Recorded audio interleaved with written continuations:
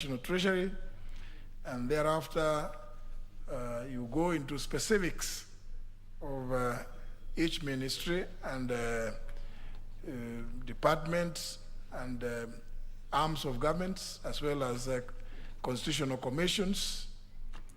Then there will be, the bill will be published, the appropriations bill. All those stages are going to appear to happen before 30th of June.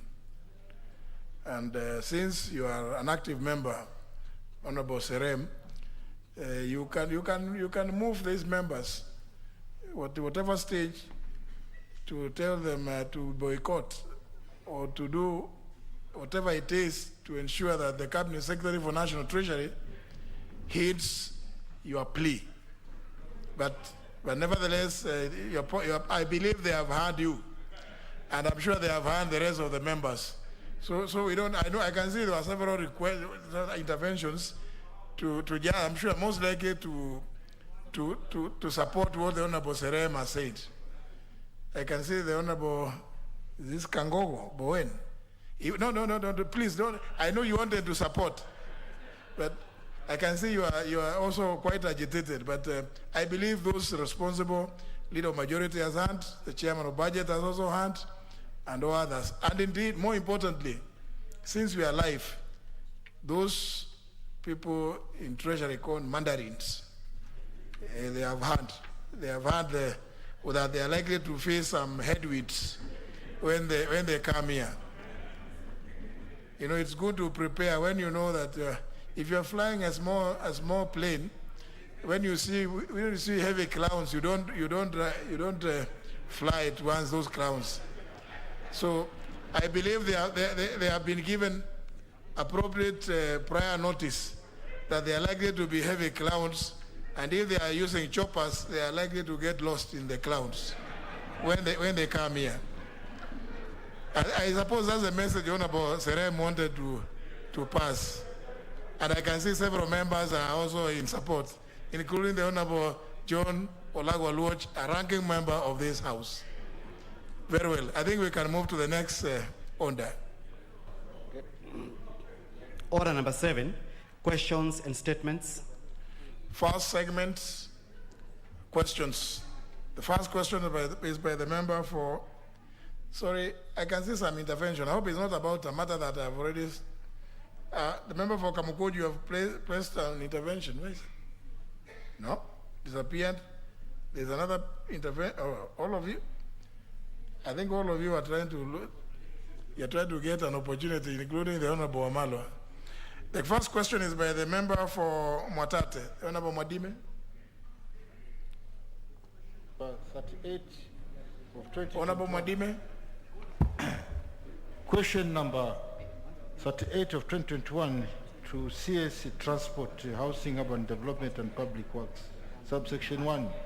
Could the Cabinet Secretary consider having a policy in place which will ensure that the express passenger train which serves the Nairobi and Mombasa route on the standard gauge railway, SGR, makes regular stops at the Mtito Ndile and Voi stations to enable the passengers, who normally include tourists, to disembark and visit surrounding tourist areas, hence supporting the economic activities around Mtito Ndile, Voi and the surrounding region. Subsection 2, could the Cabinet Secretary indicate whether there are plans to refurbish the two stations, considering their importance to the rail transport network and improving the economy of the region? Thank you, Mr. Speaker. Question will be replied to before the Departmental Committee on Transport and Public Works and Housing. That question is by the member for Kisumu West, Honorable Olagwaluoch. Thank you, Mr. Speaker. Mr. Speaker, I rise to ask question number 047 of 21, directed to the Minister, the CS for Transport, Infrastructure, Housing, Urban Development and Public Works. Number 1, when will the National Land Commission remit the agreed compensation of approximately 314 million Kenya shillings to persons who were displaced in 2015 to pave way for the construction of the Kisumu Northern Bypass in Kogoin sublocation? Number 2, could the Cabinet Secretary explain why both the National Land Commission and the Kenya National Highways Authority have failed to act on the complaints of the displaced persons despite several interventions by various institutions, including the Office of the Ombudsman? Number 3 and last, Mr. Speaker, considering the inflation rate and the fact that the prices of alternative parcels of land which the affected persons intended to purchase for its resettlement have since increased, could the Cabinet Secretary and the Commission consider enhancing the previous valuations to reflect the current value of the parcels? Thank you, Mr. Speaker. Again, this to be replied to before the Departmental Committee on Transport, Public Works and Housing. Next question by the member for Tarbo, Honorable Janet Sitiene. The Honorable Janet Sitiene, the member for Tarbo.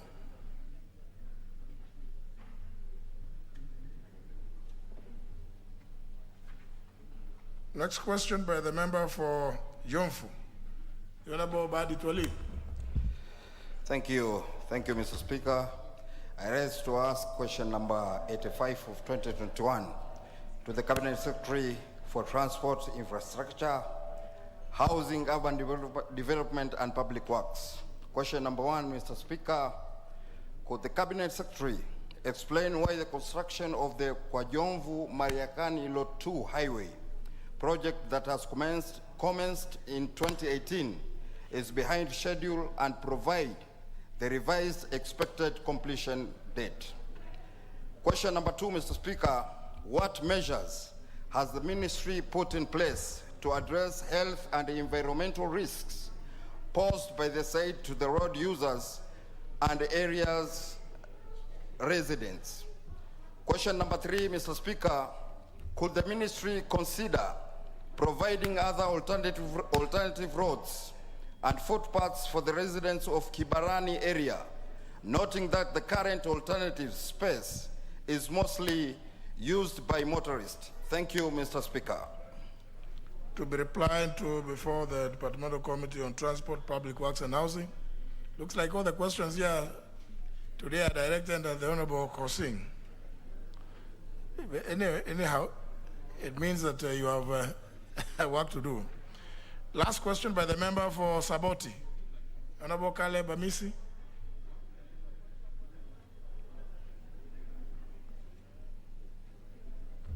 Thank you, Mr. Speaker. Mr. Speaker, I rise to ask question number 180 of 2021 to the Cabinet Secretary for Foreign Affairs. Number 1, could the Cabinet Secretary explain the measures taken by the ministry to facilitate the family of the late Dolly Kazira Chahanzi of National Identification Number 20972215, who died on 6 April 2021 while working as a domestic worker in the Kingdom of Saudi Arabia under unclear circumstances, to enable the family bring back her body to the country for burial? Number 2, what measures is the ministry undertaking to sensitize Kenyans working in foreign countries, particularly those working in the Middle East countries, on the steps taken when faced with challenges such as mistreatments while working in these countries? Number 3, what urgent steps the government is taking to ensure the safety and the protection of Kenyans working in foreign countries, particularly the Middle East countries? Mr. Speaker, it's not our practice to intervene during question time, but I'm kindly asking for a minute to emphasize on this question. Mr. Speaker. Okay. Mr. Speaker, as you may have noticed or realized that this is a recurrent question. It has repeatedly been asked by many members in this House. You know, it's you who has asked the question, eh? Yes. Now you want to debate it. I just wanted to emphasize. No, in this House, the rules are very clear. You either ask a question or seek a statement. And you know, it is not possible that this question has been asked by any other member, because this one refers to a specific individual. Isn't it, Honorable Amisi? My concern is that related questions have been asked here before. But each circumstance must be distinguished from the others. Yes. I mean, unless you are able to say that this happened like the other one, number this and that. And yeah, I know. I know. I can see even Honorable Sot is raising his hand up. He thinks there's debate. I can assure you, in this house, we don't do that. It can happen in some other houses or in some other assemblies in the counties, but not here. It's never done that way here. You know, we are the National Assembly of the Republic of Kenya. Yes, and Mr. therefore, Speaker. you know, the rules are there to be followed. So which other case is similar to this one? Just a minute. Because you see, the Honorable Amisi, it is true, questions of similar nature have been asked, but they related to different persons, individuals, who may have served similar things. But let the ministry come and respond to this one. Then you have raised the issue of the second question and the third one. Then the ministry come and, but now you say it was asked in 2018 by I don't know who asked another one. We don't know the answer which was given to those ones. No, I can see even Honorable Wanyonyi wants to raise his hand up. You may even know the person, but you are not the one who has asked the question. So just relax. No. So you have asked the question, it will be replied to before the Departmental Committee on Defense and Foreign Relations. Next segment, is it? For the second time, question number 081 by the member for Tarbo, the Honorable Janet CTNA. For the second time, member being absent, question is dropped. Yeah.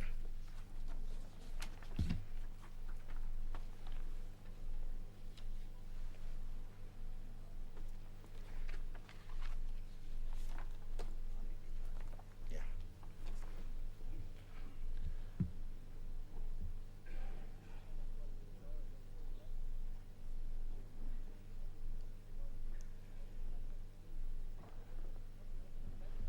The member in Buibui, will you want to remain? You want to, could maybe take a seat briefly?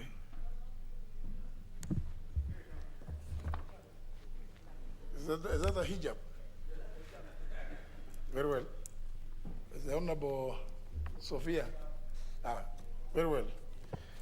Honour members, you will recall that on Tuesday, 11th of May 2021, during the afternoon sitting, the member for Kitui Central, the Honorable Dr. Makali Mulu, rose on a point of order pursuant to Standing Order 108, inviting me to name inter alia the member for Gatundu South, the member for Kiharu, and the member for Nyali for grossly disorderly conduct by using unparliamentary language and bringing the dignity of the House to disrepute. I directed that the three members attend the afternoon sitting of Thursday, 13th May 2021, to accord them an opportunity to be heard. You'll also further recall that whereas the member for Gatundu South and the member for Kiharu attended the sitting and were accordingly heard, I informed the House that the member for Nyali had written to me indicating his inability to attend the said sitting, but willingness to be heard at a later date. However, the House proceeded on recess before the matter could be concluded. Parliament being a house of records, the matter is still alive. Now, therefore, I direct the Sergeant at Arms to immediately notify the Speaker as soon as the member for Nyali is spotted in the chamber, so that he may be accorded an opportunity to explain himself regarding the matters raised on the 11th of May 2021, for which he was duly informed by the clerk, and the answer for the particular day availed to him. Sergeant at Arms, can you find out whether the member for Nyali is anywhere near? Very well. The member for Nyali, I think I've seen him. Very well. I've seen the Honorable Muhammad Ali. Very well, honourable members, just wanted to be able to finish with that particular aspect of the matter, but before we do so, let's just clear then with the statements. Let's just get the statements, then the Honorable Ali can be heard. Statements. Responses. The Chair, Departmental Committee on Administration and National Security, you have two statements. A statement by the Honorable Okukaunya and a statement by the Honorable Ali Wario.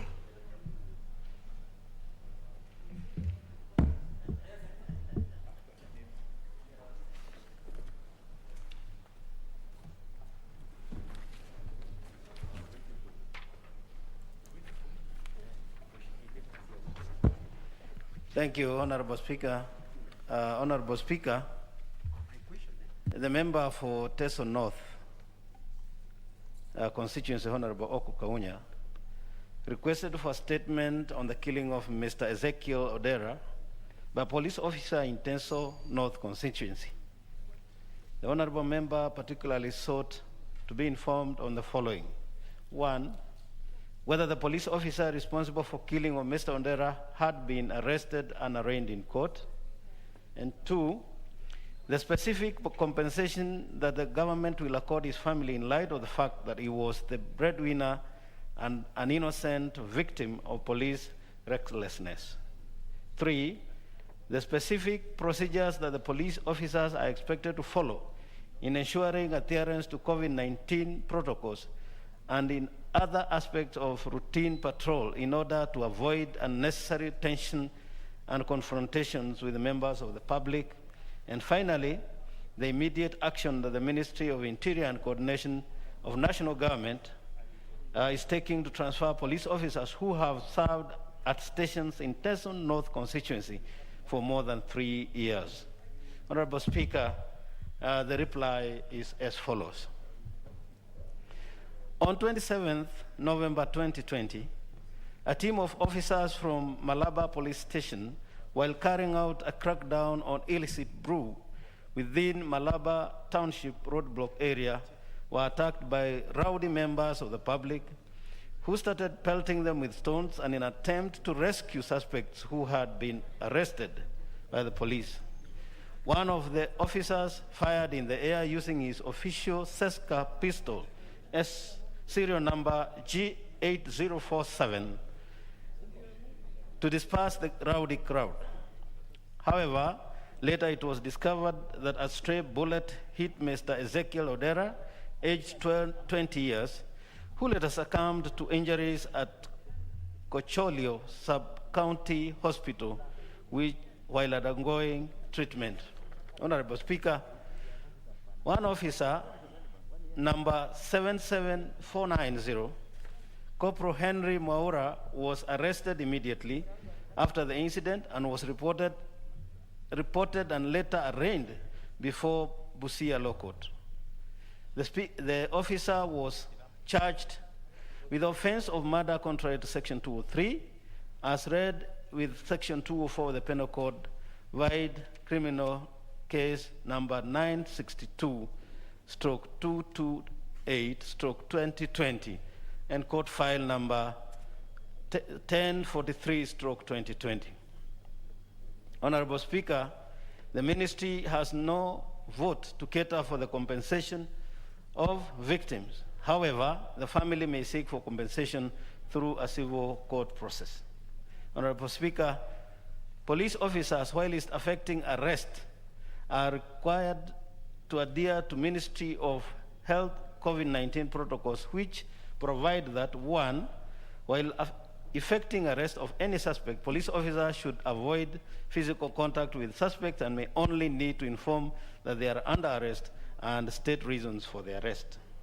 Two, the police officer shall then caution the suspect that whatever he or she will say may be used as evidence against him in a court of law.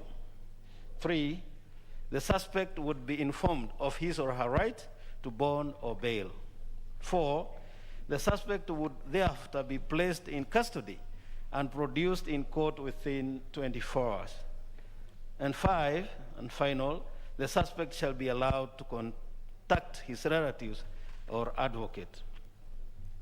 Honorable Speaker, the National Police Service has recently transferred all officers who have been in Teso North Sub-County for more than 3 years. Honorable Speaker, I beg to reply.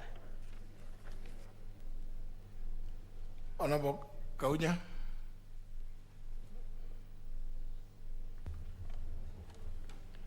Thank you very much, Mr. Speaker, sir.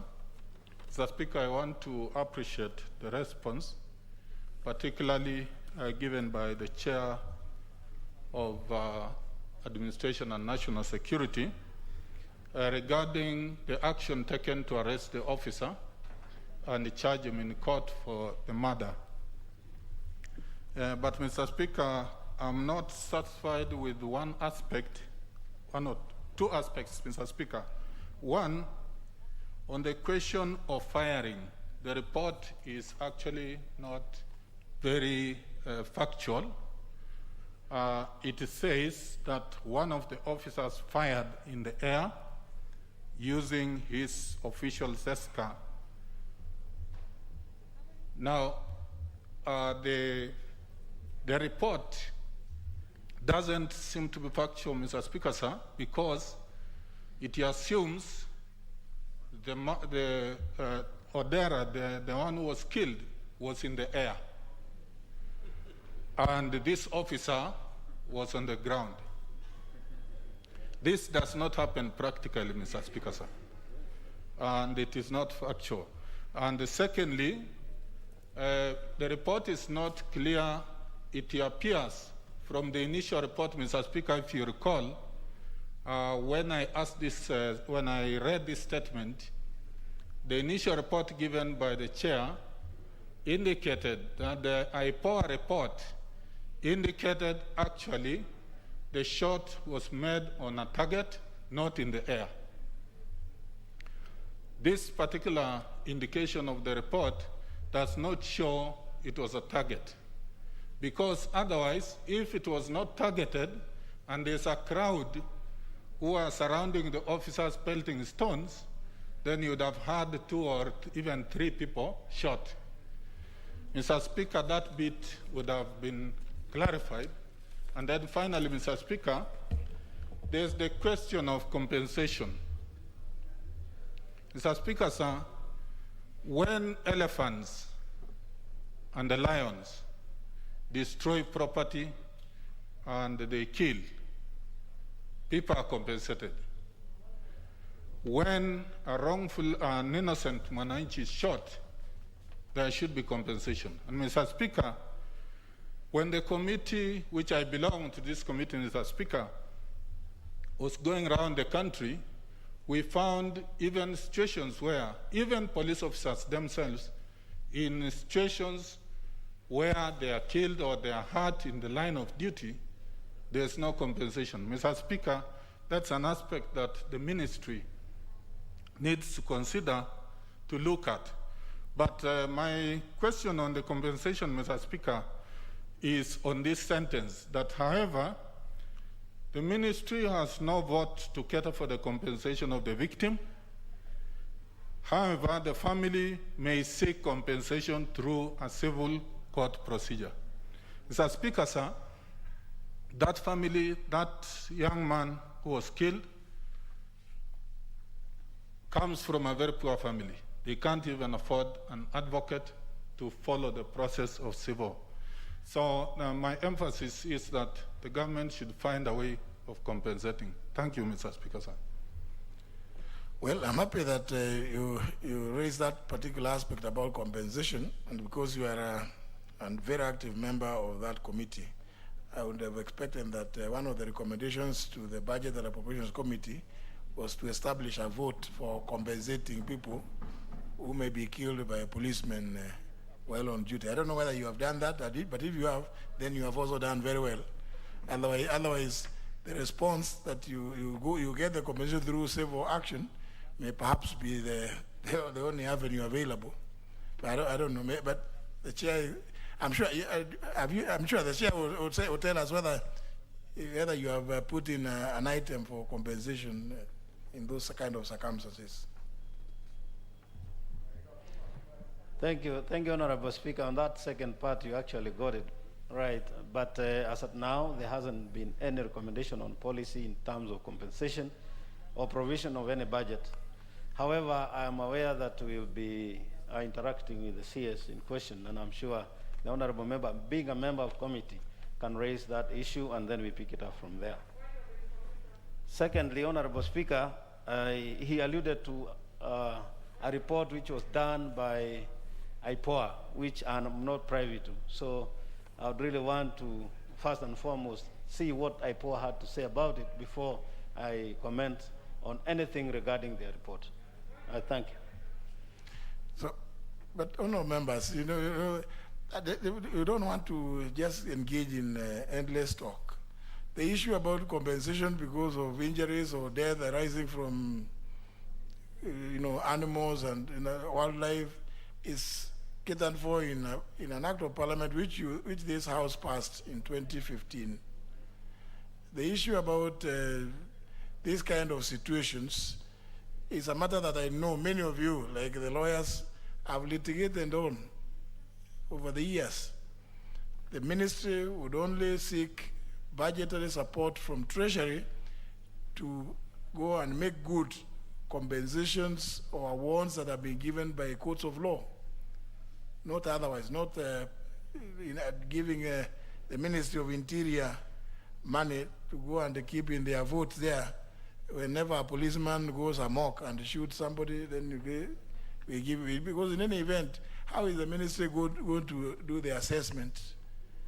It's a matter that I'm sure the competencies for doing that do not lie in that ministry.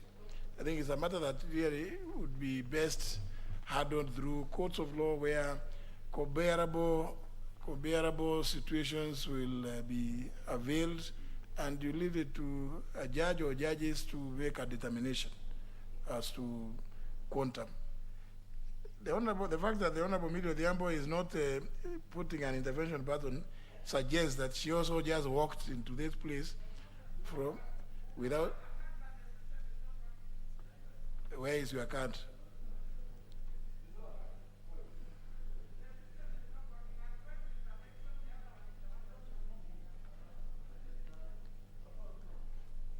Clerk, I think that's a matter that should be checked, because we agree that the people must check these systems.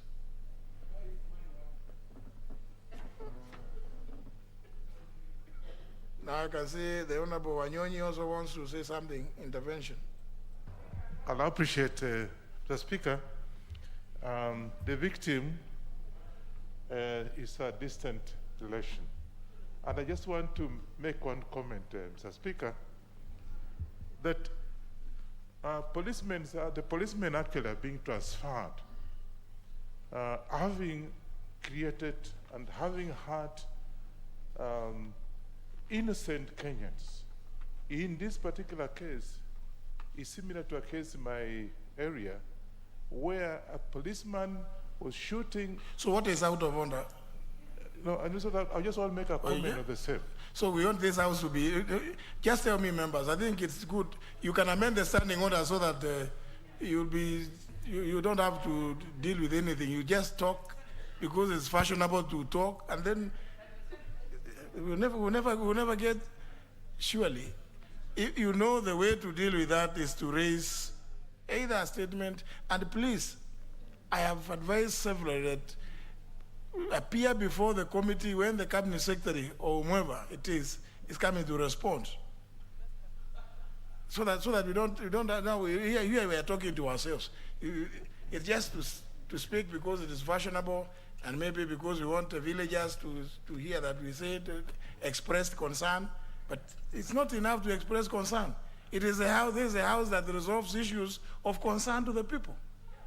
And the way to resolve them is by getting to address that matter to the people concerned, the ministries. So that's the only way you are going to resolve. so that we can transact business. Honorable Wanyonyi. Now you know you are already giving. You are saying there is another example in your place. Now, another one will say there is also another example in some village. Honorable Ogutu, I know you are on top of the. You are on top. You are before Honorable Millie. So he is the one next. Honorable Speaker, mine is just to find out whether it's in order for the report to be phrased the way it has been phrased. In the narrative, we are told that the police was shooting in the air.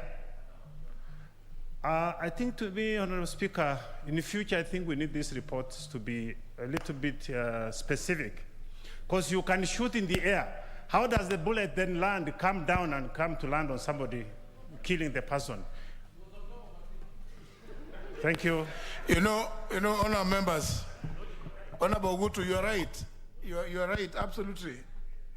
But this disadvantage of this system, which we have talked about for the longest time, since the adoption of the 2010 Constitution, and when the 11th Parliament came, indeed, but you see, I can merely just suggest, if we want, even if we wanted now, just look at Article 152, Clause 3, which says that Cabinet Secretary shall not be members of Parliament.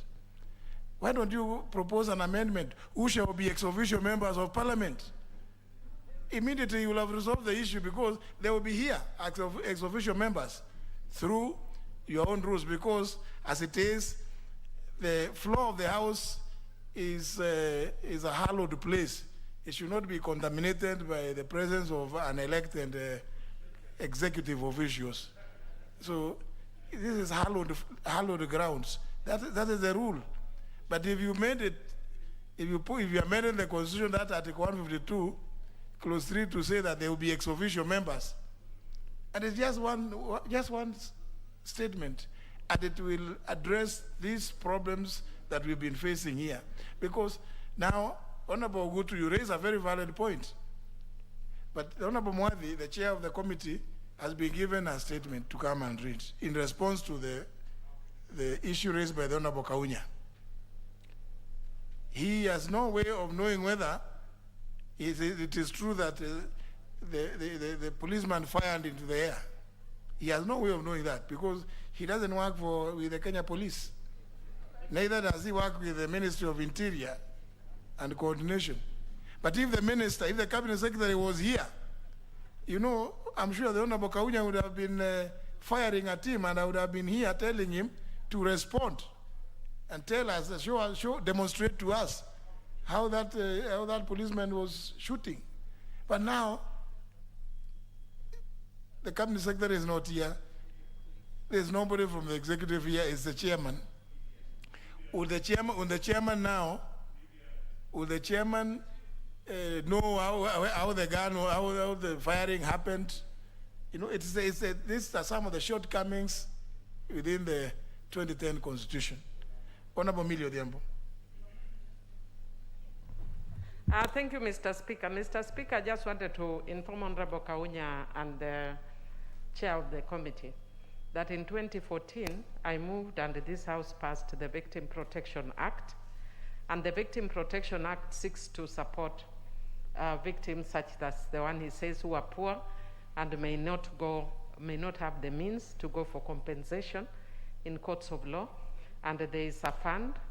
And so really for us as a House, our challenge is to make sure that we put money in the fund, that the courts, when they are dealing with a criminal matter, at the same time can compensate poor victims. So there is a Law Victim Protection Act of 2014. Thank you. And the fund? You see, in the act, you provided for the funding. Yes. There's a victim protection trust fund. So, Chair, what we need as a House is to ensure that we put money so that victims like that are given money. But otherwise, we actually have such our system now in law. Unfortunately, Honorable Mili, let me also inform you, notwithstanding the provisions of the Victim Protection Act about establishment of funds, what this House should be doing is to compel the National Treasury Cabinet Secretary, who has the authority to establish funds, including the Parliamentary Mortgage Fund and the Car Loans Fund, all those funds, they are all activated through the authority of the Cabinet Secretary for the National Treasury. So I think you have a point, but I think the House needs to now pursue the line that you've just raised, that the law provides for this. It is for the relevant committee to push for the Cabinet Secretary to establish the fund. Good point. Maybe you Honorable Mili, I know you are so active, you should now begin thinking about which committee you should approach, and I'm sure they will benefit from your information about the act, because you are the one who moved it. That I remember. Is another intervention by the Honorable Tongi? Honorable Speaker, you just intelligently answered my question, so I'll ask the next one. No wonder they made you an elder of the mountain Kenya, but we'll make you an elder of Kenya as well. That's what they wanted. No, Honorable Tongi. Honorable Letoimaga. I think my concern is if this compensation is not available outrightly, it means then the money is still there. Because if you're asking, if the report is saying that you go to the court to receive a case to get a compensation, why go that long route? It's costly for the victim. Very well, I think then your concern is addressed by what Honorable Mili has just profound. The next statement, Honorable Mwadi. Thank you, Honorable Speaker. Honorable Speaker, on 11th March this year, 2021, the Honorable Ali Wario, MP Bugra constituency, sought for a statement and specifically wanted the following to be addressed. Number one, to explain what led the ministry to grant an extension twice to the retired chief of Bangale location in Tana River sublocation in contravention of mandatory retirement policy and law. And number two, what steps the ministry has taken to ensure succession planning for the continuity in service delivery upon the retirement of officers, especially chiefs. And number three, what measures the ministry is putting in place to promote all assistant chiefs across the country, and particularly the acting chief for Bangale location in Tana North Sub-County. And finally, what measures have been put in place to ensure that the officers due for retirement are adequately prepared to transit into retirement so as not to violate the law and other commission guidelines. The reply, Honorable Speaker, is as follows. One, Mr. Boru, who is the chief of Bangale location, Bangale, sorry, it is as it is, Honorable Speaker. Mr. Abdi Guyo, who is the chief of Bangale location in Tana North Sub-County, retired from the service with effect from 1st July 2019. He was appointed on local agreement terms by the Public Service Commission on recommendation of the ministry with effect from 1st July 2019 for a period of 1 year. The appointment was further renewed for a period of 1 year with effect from 1st July 2020 to 30th June 2021 before the Public Service Commission circular regarding prohibition of extension was issued.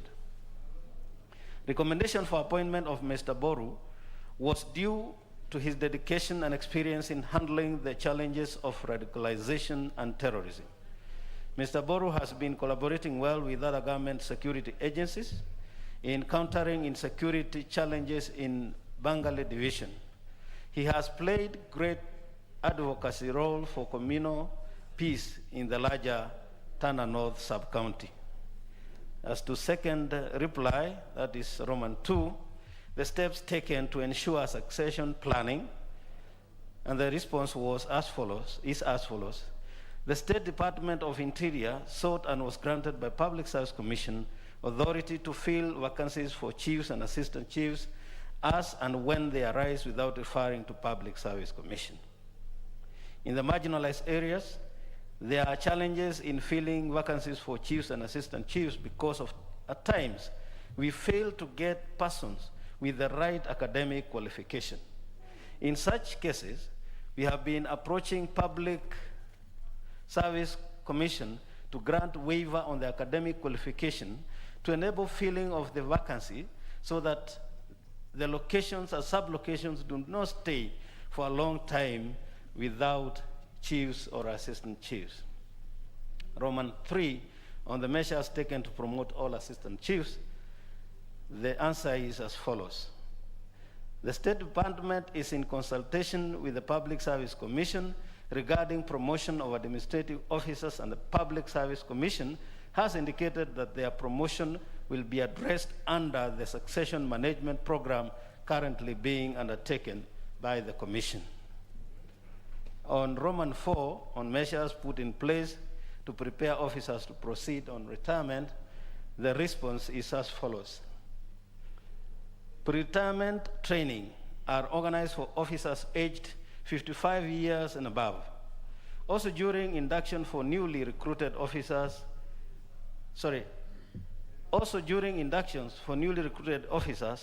are encouraged to plan for their retirement early. This is in line with the provisions of the Human Resource Development Policy for Public Service of 2016, which requires all public service organizations to adequately prepare their employees for retirement by developing and implementing customized pre-retirement training programs. The ministry, jointly with the Kenya School of Government, has put in place pre-retirement training programs to prepare employees for the life after their tour of duty in service. Honorable Speaker, I beg to reply. Honorable Ali Wario.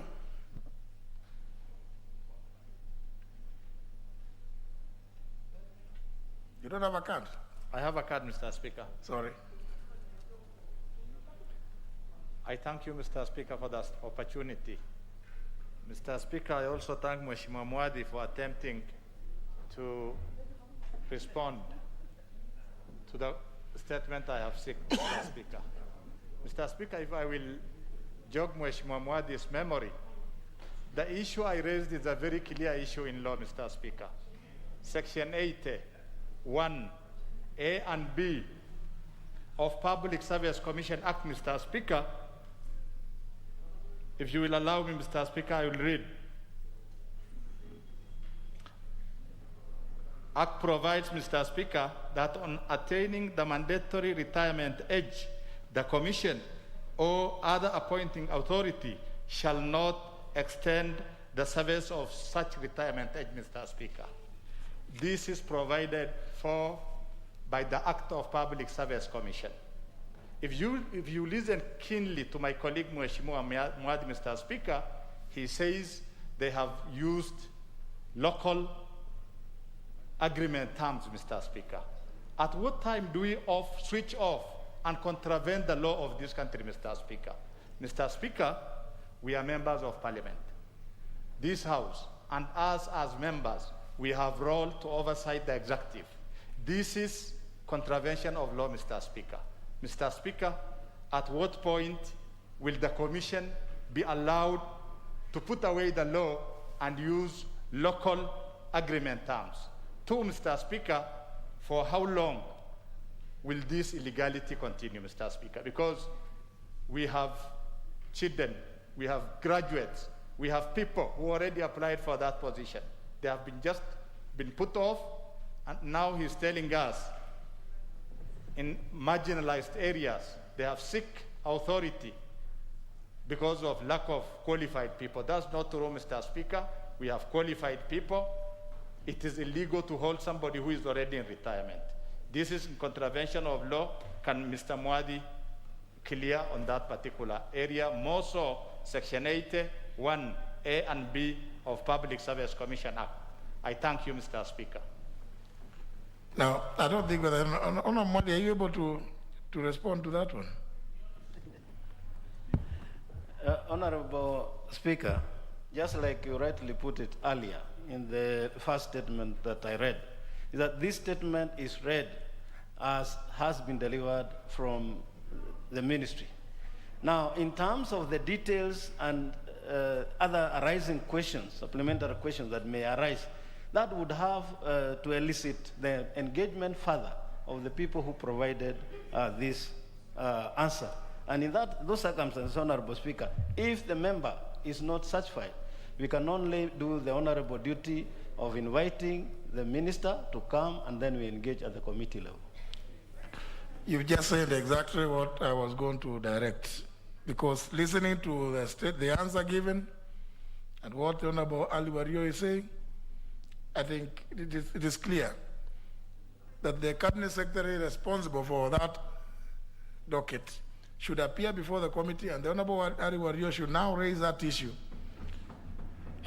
When is it desirable to follow the law in some parts of Kenya? And when is it that we follow it in all parts of Kenya? In this law, it was titled an Act of Parliament. It has the force of law throughout Kenya. So it cannot be open to the Cabinet Secretary for Interior to decide when to implement parts of the law and when not to. It is not open to him. In fact, Honorable Mwadi, Honorable Wario, please set a date for the Cabinet Secretary to appear before you so that he comes and explains, so that if he says that this is what they are doing, then he can be brought here to answer as to why he is violating the law passed by this House. I mean, we cannot have this kind of spirit. That kind of answer is so irresponsible, actually, so unsatisfactory. I think set a date, Honorable Mwadi, let the Cabinet Secretary come and respond to that, because the Honorable Ali Wario is raising a very, very valid point. I think Honorable Mwadi, you set some date, whatever it is, but let the Honorable Wario statements and some questions to be sorted out that time. So I'll make a point to invite the Honorable Member. Honorable Wario and all other members that have issues, including Honorable Kaunya, whose answer was not given, he was not satisfied with, Honorable Kevin Wanyonyi, and every other member, please, so that, regularly it becomes routine that they come and respond to those specific issues. But more importantly, that one of violating the law, it is something that it cannot be, as a committee, even you as a committee, you should actually be able to bring a report here to say that the Cabinet Secretary has admitted to violating the law, so that then the House can know what to do in those kind of situations. Do we pass laws which are meant to be trashed around by everybody? Honorable Wario, you wanted to say something? To appreciate you, Mr. Speaker. Mr. Speaker, this is blatant contravention of the law, and we are here to oversight the executive. I appreciate your direction. Very well. Thank you. The Honorable Member for Kibwezi, Member for Kibwezi West. Thank you, Speaker, for this opportunity to lay tribute to the Honorable Richard Kalembe Ngoluku Ndile, former Member of Parliament for Kibwezi constituency. On behalf of the people of Kibwezi West constituency, indeed my family and my own behalf, I wish to convey condolences to the family of the late Honorable Richard Kalembe Ndile, the people of Kibwezi, the entire nation, and all his relatives, friends, and political colleagues during this difficult time of mourning of our departed leader, who was popularly known as Mtoto wa Squatter. And in his own words, his agitation began in the womb of his mother, as he was born in April 1964, 4 months after our nation attained independence, and was faced with the challenges of poverty, ignorance, and disease. The Honorable Kalembe Ndile stood indeed for the ideals of the national, in our national anthem, the fear of God, a defender of justice, an advocate of unity and peace, and a pusher for the unity of purpose, and also always ready to serve. Was brave and stood for constitutional ideals, advocated for a stronger Kenya, and for the prosperity of generations to come. The Honorable Kalembe Ndile was indeed a humanitarian with a heart of humanity, neutrality, impartiality, and independence of thought and execution of his duties. We mourn the great Kalembe Ndile as he stood in many forums, utilizing his wit and humor to transcend ethnic, cultural, political, and historical aspects of our great nation, Kenya. He stood for the Chapter 4 of our Constitution, that is economic and social rights, right of education, right to housing, right to adequate standards of living, a right to health and victims' rights, and right to science and culture. And indeed, our great nation will best remember him, Honorable Kalembe Ndile, for his lifelong mission is by way of determining the living wage as opposed to the minimum wage, and to be able to increase the level of savings, which will in turn increase the levels of investments in our nation, Kenya, thereby making it indeed a land where plenty may be found. May the Almighty God rest his soul in eternal peace as we prepare to inter him on Friday and have a mass for him at the Holy Family Cathedral on Thursday, 10 a.m., where we invite all honorable members to attend. May God once again rest the soul of Honorable Richard Kalembe Ndile in eternal peace. Thank you, Mr. Speaker. Member for Makueni. Thank you, Mr. Speaker. Mr. Speaker, the Honorable Kalembe Ndile was in this House on the 9th Parliament, and I'm sure quite a number of members who are still here may have interacted with him in the political scene, which he remained throughout. Made several attempts to come back to Parliament, and although it didn't happen, through his political party and working with other parties like Jubilee, he was able to have a lot of people from different parts of the country elected to county assemblies, and at one time in the last Parliament elected to this House. Mr. Speaker, while we were planning for the funeral of the Honorable Kalembe Ndile on Friday, I really want to thank the Ministry of Foreign Affairs, P.S. Macharia. One of Honorable Kalembe's children was stuck in Arabia, and he really made a personal effort to make this child come home. And I want to say that that's a permanent secretary who is really working for this country, and many other issues like that can be resolved for the country. It has happened to many families, and really want members who can or who are associated with Honorable Kalembe Ndile to condole with the family during this very, very difficult time. I thank you, Mr. Speaker. Honorable Angwe.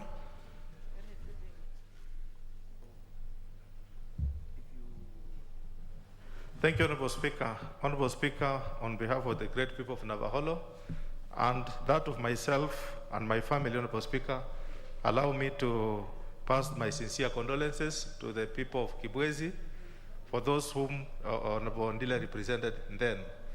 Honorable Speaker, I also want to declare herein that Honorable Ndile is my neighbor here in Nairobi. We live together, we go to church together, we are both Catholics, and Honorable Ndile is a really religious person. The person you know in politics is totally different from the spiritual person when you go to church together. Honorable Speaker, I also wish to say that this afternoon, Honorable Makali Mulu, the Honorable Mbui, and the Honorable Mwalio, we joined together, Honorable Speaker, with the family for a grief of the situation. And the family made a request, Honorable Speaker, that tomorrow they are going to have an arambe to raise some funds to offset the bill for the late Honorable Ndile. Honorable Speaker, being the whip and being in the house where Honorable Ndile served, it's my request to my colleagues. It's not normal, Honorable Speaker. It's outside the normal procedure. But on the human heart, for those who are willing to support the family, I want to seek that through the Honorable Musimba or the Honorable Mbui as the leader, the deputy minority leader, we may be able to contribute something small in support of the bills that the family has incurred. May God rest his soul in eternity. Honorable Kimunya. Yes, thank you, Honorable Speaker. Honorable Speaker, I join my colleagues in condoling the family of the late Kalembe Ndile, and basically all his friends and members of his Tip party, also known as the Independent Party. I served with Honorable Kalembe Ndile in this house in the 9th Parliament.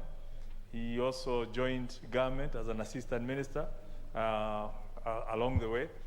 And he was the first MP to actually invite me to Kibwezi, to his constituency, to look at how to sort out the squatter situation. And that's when I realized his other name was son of the squatter. And we went around looking, and you could see the passion with which he was articulating the issues of his constituencies on matters to do with the land. So he was we all know him from his different facets. He was a good example, free soul, happy, in politics, in real life. I never had a dull moment. He never had a dull moment with Kalembe Ndile. So I'm sure wherever he is, he'll be having his usual good time with the angels and spirits up there, and we would wish that his soul rest in eternal peace and eternal light shine on him.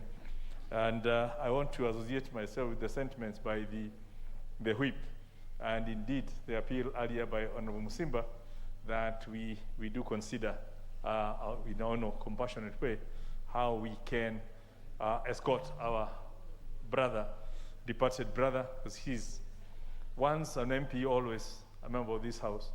That he's not sitting with us, we will not do what we need to do.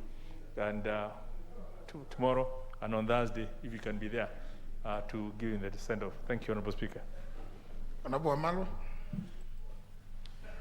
Thank you, Mr. Speaker. On behalf of my family, myself, and the great people of Kiminini, I take this opportunity, Mr. Speaker, again on the behalf of all Catholic members of Parliament, to pass our message of condolence to the family of the late Honorable Richard Kalembe Ndile, who was a member of Parliament here in the 9th Parliament for Kibwezi. We extend this and we say sorry for losing Honorable Member. I happen to have interacted with the Honorable Member, Mr. Speaker, the time you were campaigning for the by-elections of Machakos County, the senator, when you were campaigning for Senator Agnes Kavindu Mudama. And I like the way Honorable Kalembe, who was a very humorous person, Mr. Speaker, when he goes to the platform, very humorous, very charismatic, very brave, very courageous. When we had that slogan of Cover Mama, I was new, I didn't understand the language, and I saw the campus were holding the boobs, Mr. Speaker, and I asked, what does this mean? And he told me, when you go there, also do the same, to say Mama is better.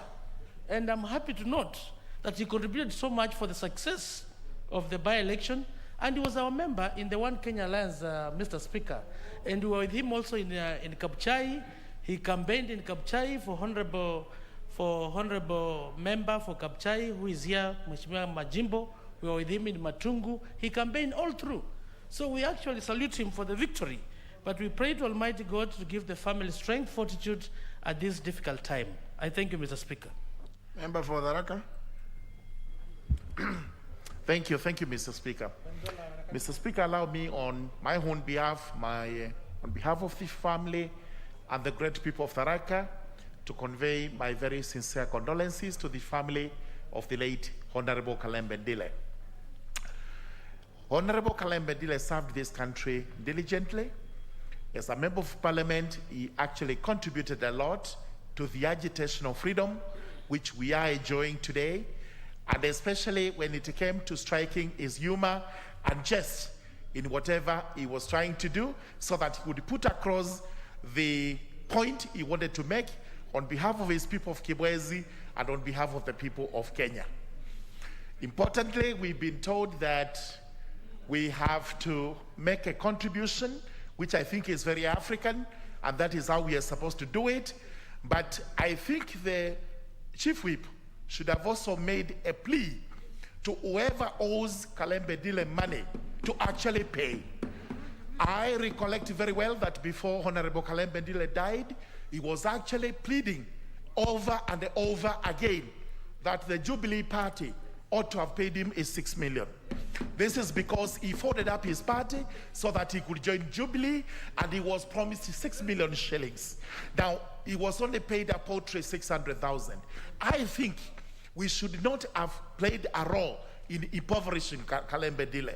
Let Jubilee Party and the other well-wishers, the one in Kenya being mentioned, come up in earnest and they pay Honorable Kalembe Ndile so that his family will actually enjoy what he worked for.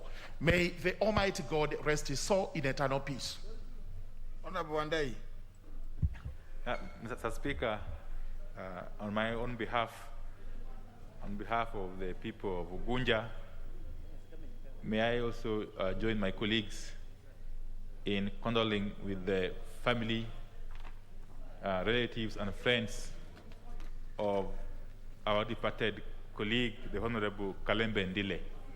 Mr. Speaker, I didn't have time or occasion to interact closely with the late Kalembe Ndile, but of course, being a public figure, Honorable Kalembe Ndile came out as a charismatic leader, indeed a resilient personality that was able to fight his way to this august house, despite indications of being a person of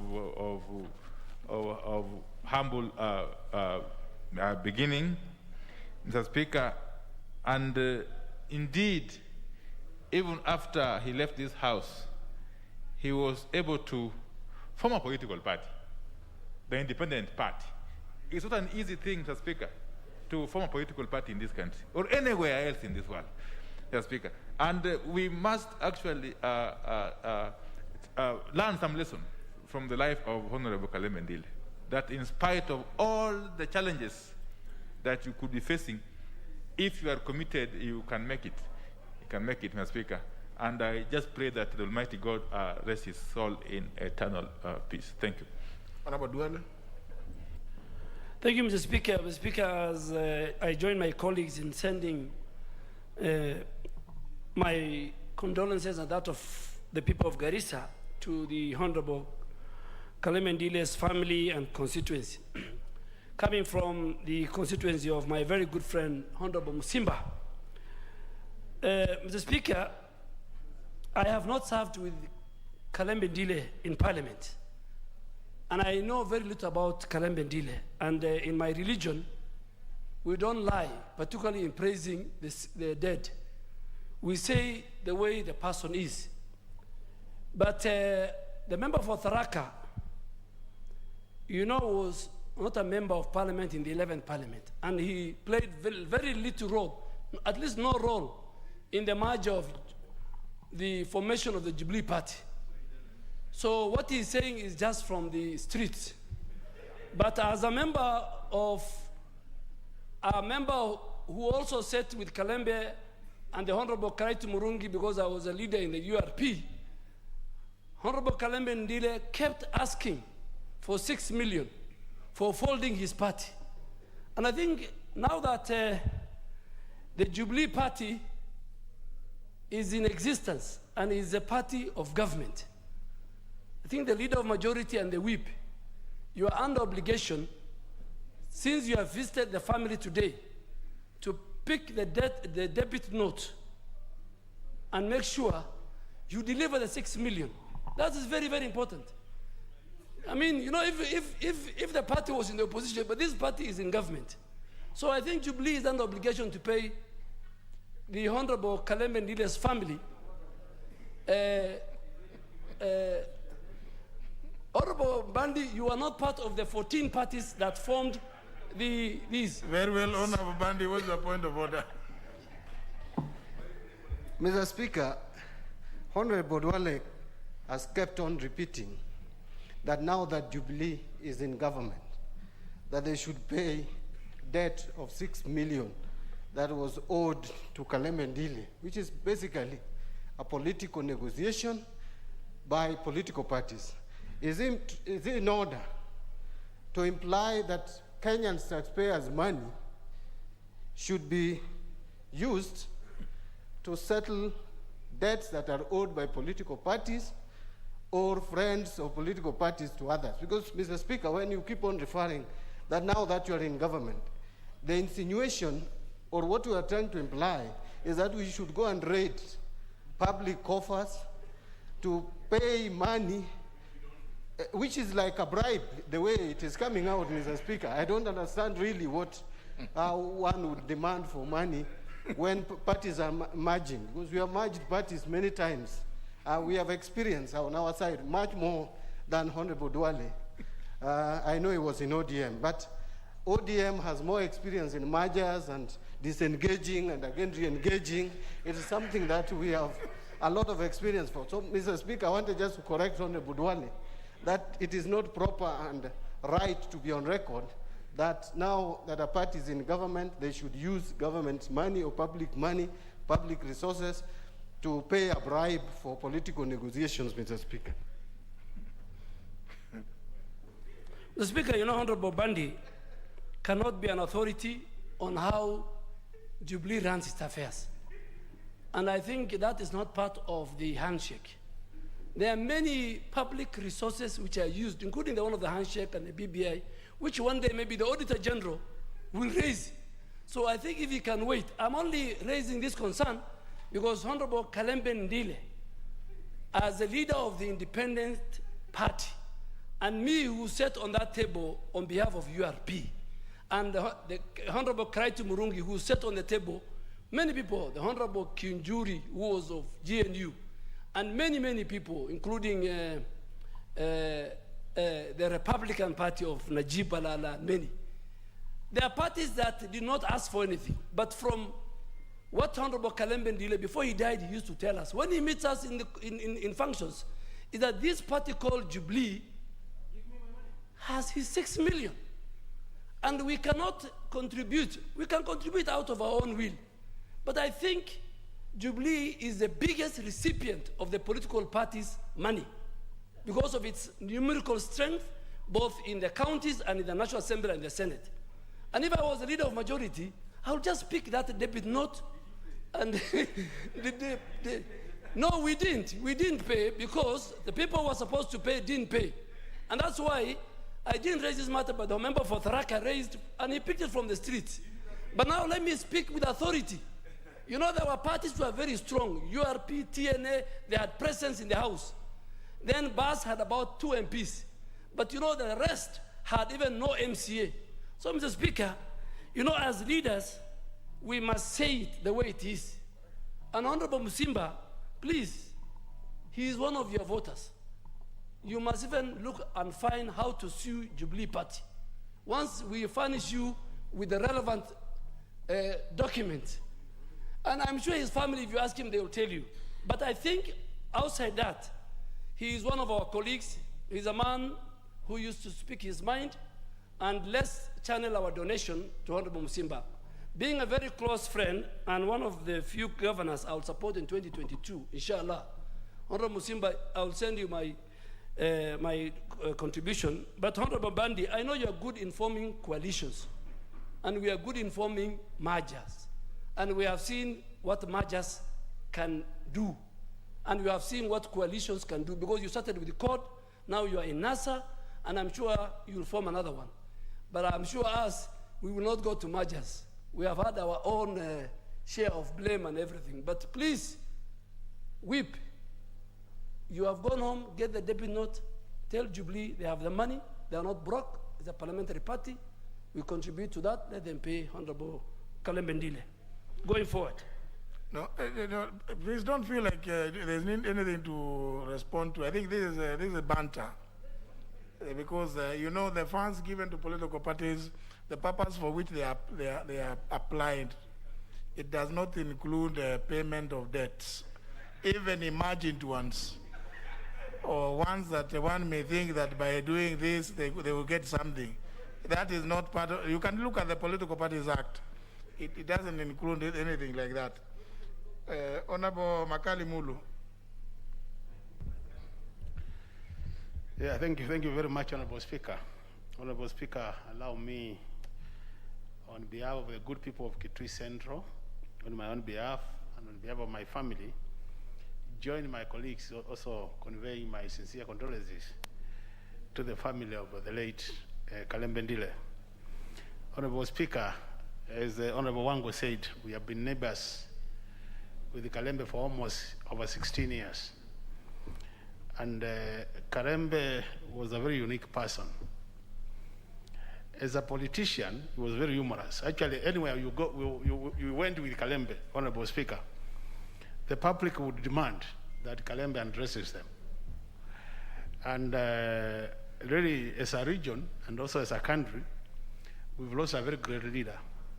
And my prayer is that the Almighty God will be able to continue protecting the family as well as comforting them.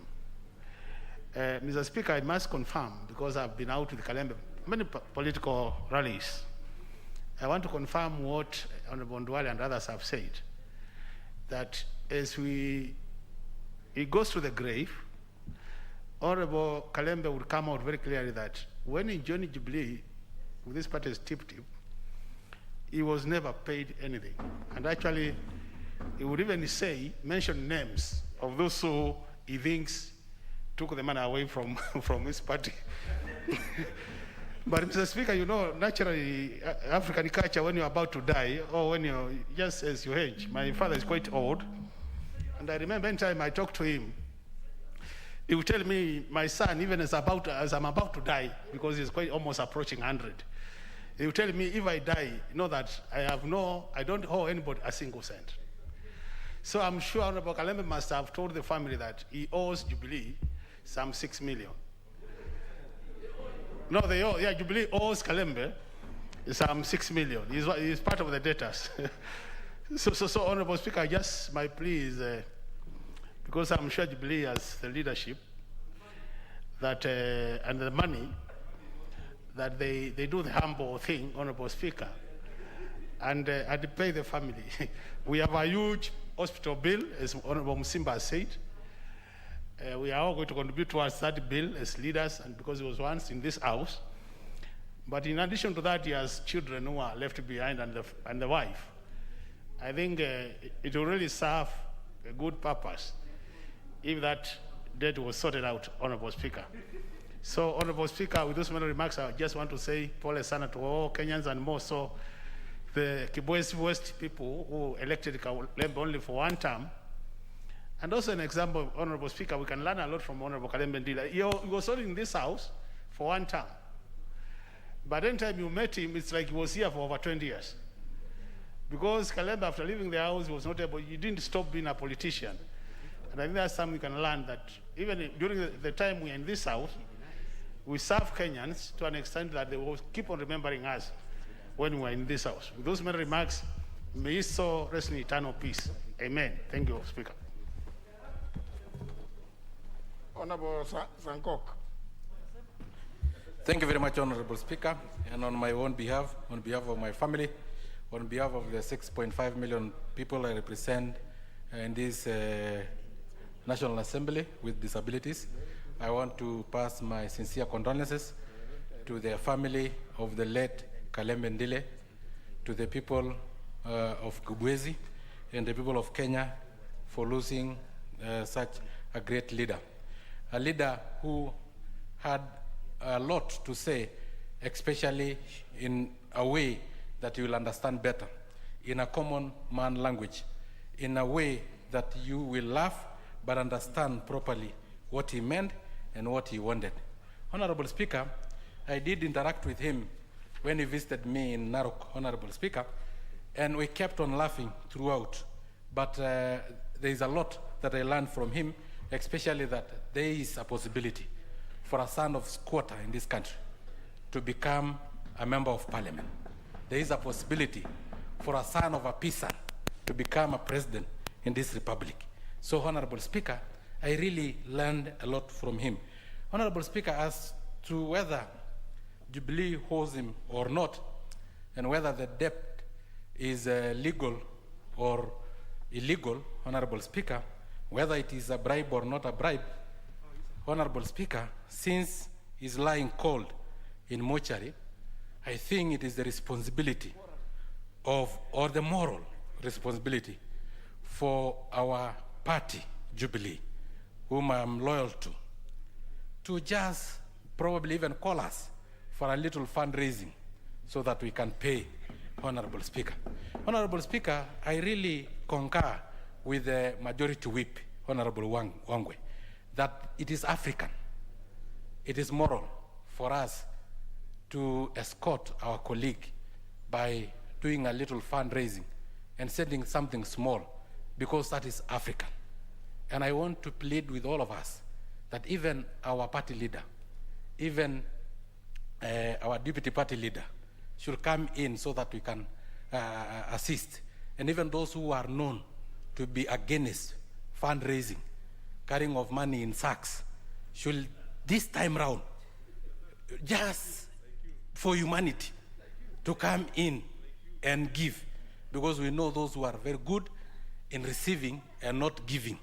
We know those who have been using pay bill numbers to receive money to pay teachers, but they don't give.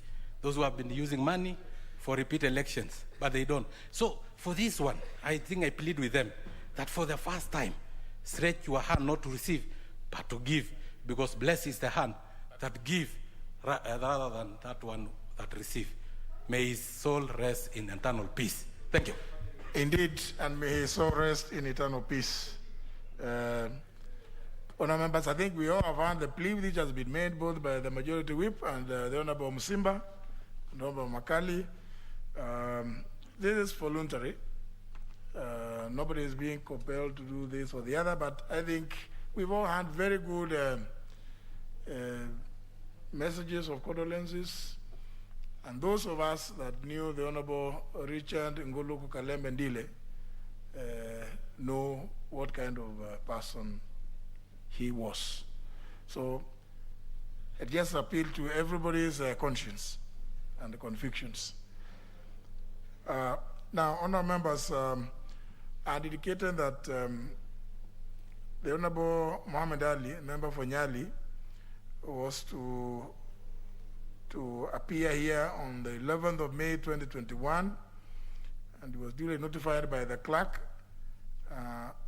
However, on the 13th of May, the Honorable Mohammed Ali was not available, and he did write to me specifically, and I think I informed the House, that he was observing, what do you call the? Eid, during the month of Ramadan, and therefore wasn't able to be present on that date. He requested for another day. And you know, according to our rules, as long as the matter remains alive, not finalized one way or the other, it will not be good to appear in our records. Therefore, today being the first sitting after the short recess, it therefore behoves me to give the Honorable Mohammed Ali the first chance to explain himself and make submissions on the claim made against him. Honorable Mohammed Ali. Asante sana Mheshimiwa Spika. Wakati ambapo ulinihitaji sikuweza kuwa kwa sababu ya sherehe ya Idul Fitri, lakini leo na furaha kwa sababu umenipatia nafasi ya kuweza kujitetea. Lakini kwanza kabisa sijui mlalamishi ni nani, na singelipenda kuwa mwingi wa maneno, ila ningelipenda kusema ya kwamba mambo kama hayo yameweza kupitwa na wakati.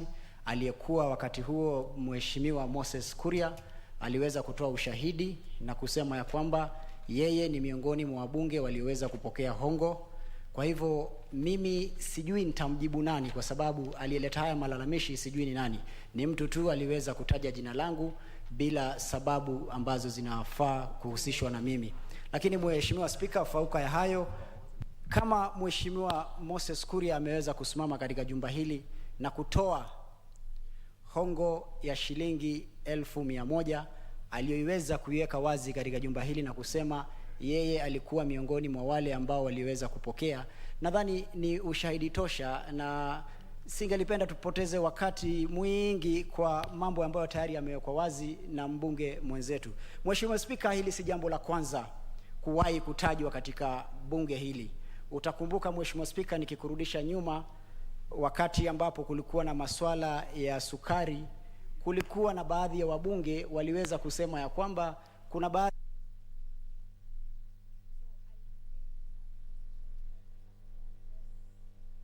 ya masuala fulani katika bunge hili. Kwa hivyo Mheshimiwa Spika, kwa mtu kusimama ama kwa mheshimiwa mwenzangu kusimama na kusema Mohamed Ali bila ushahidi tosha, ni kana kwamba kupelekwa katika mahakama na hakuna ushahidi.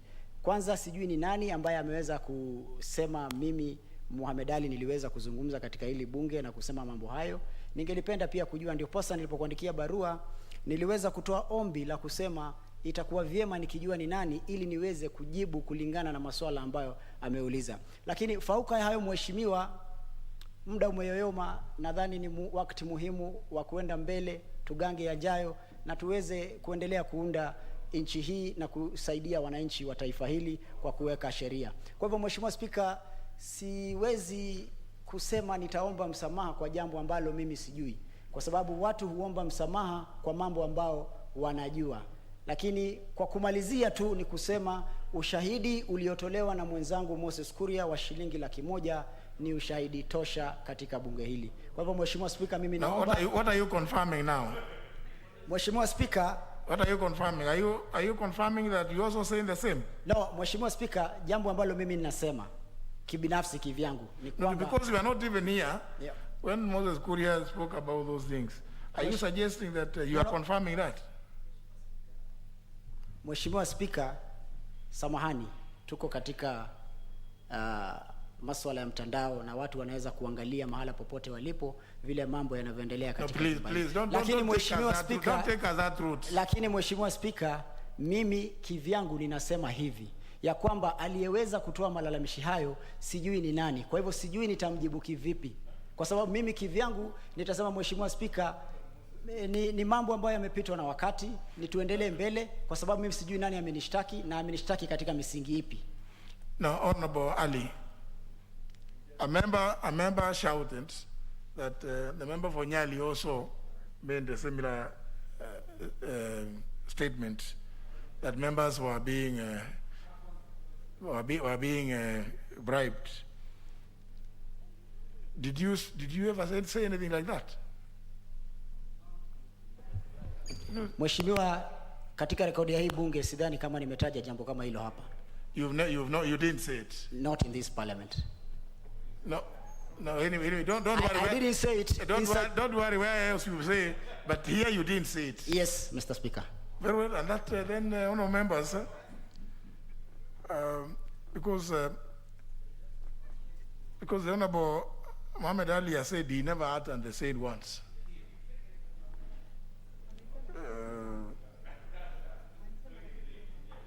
But it doesn't matter. It doesn't matter. I don't want to. I cannot police what people say in political rallies. I don't deal with that, because it is here where the Honourable Ali would be expected to take a personal responsibility for a statement like that. But he has said he never did, and no, he has.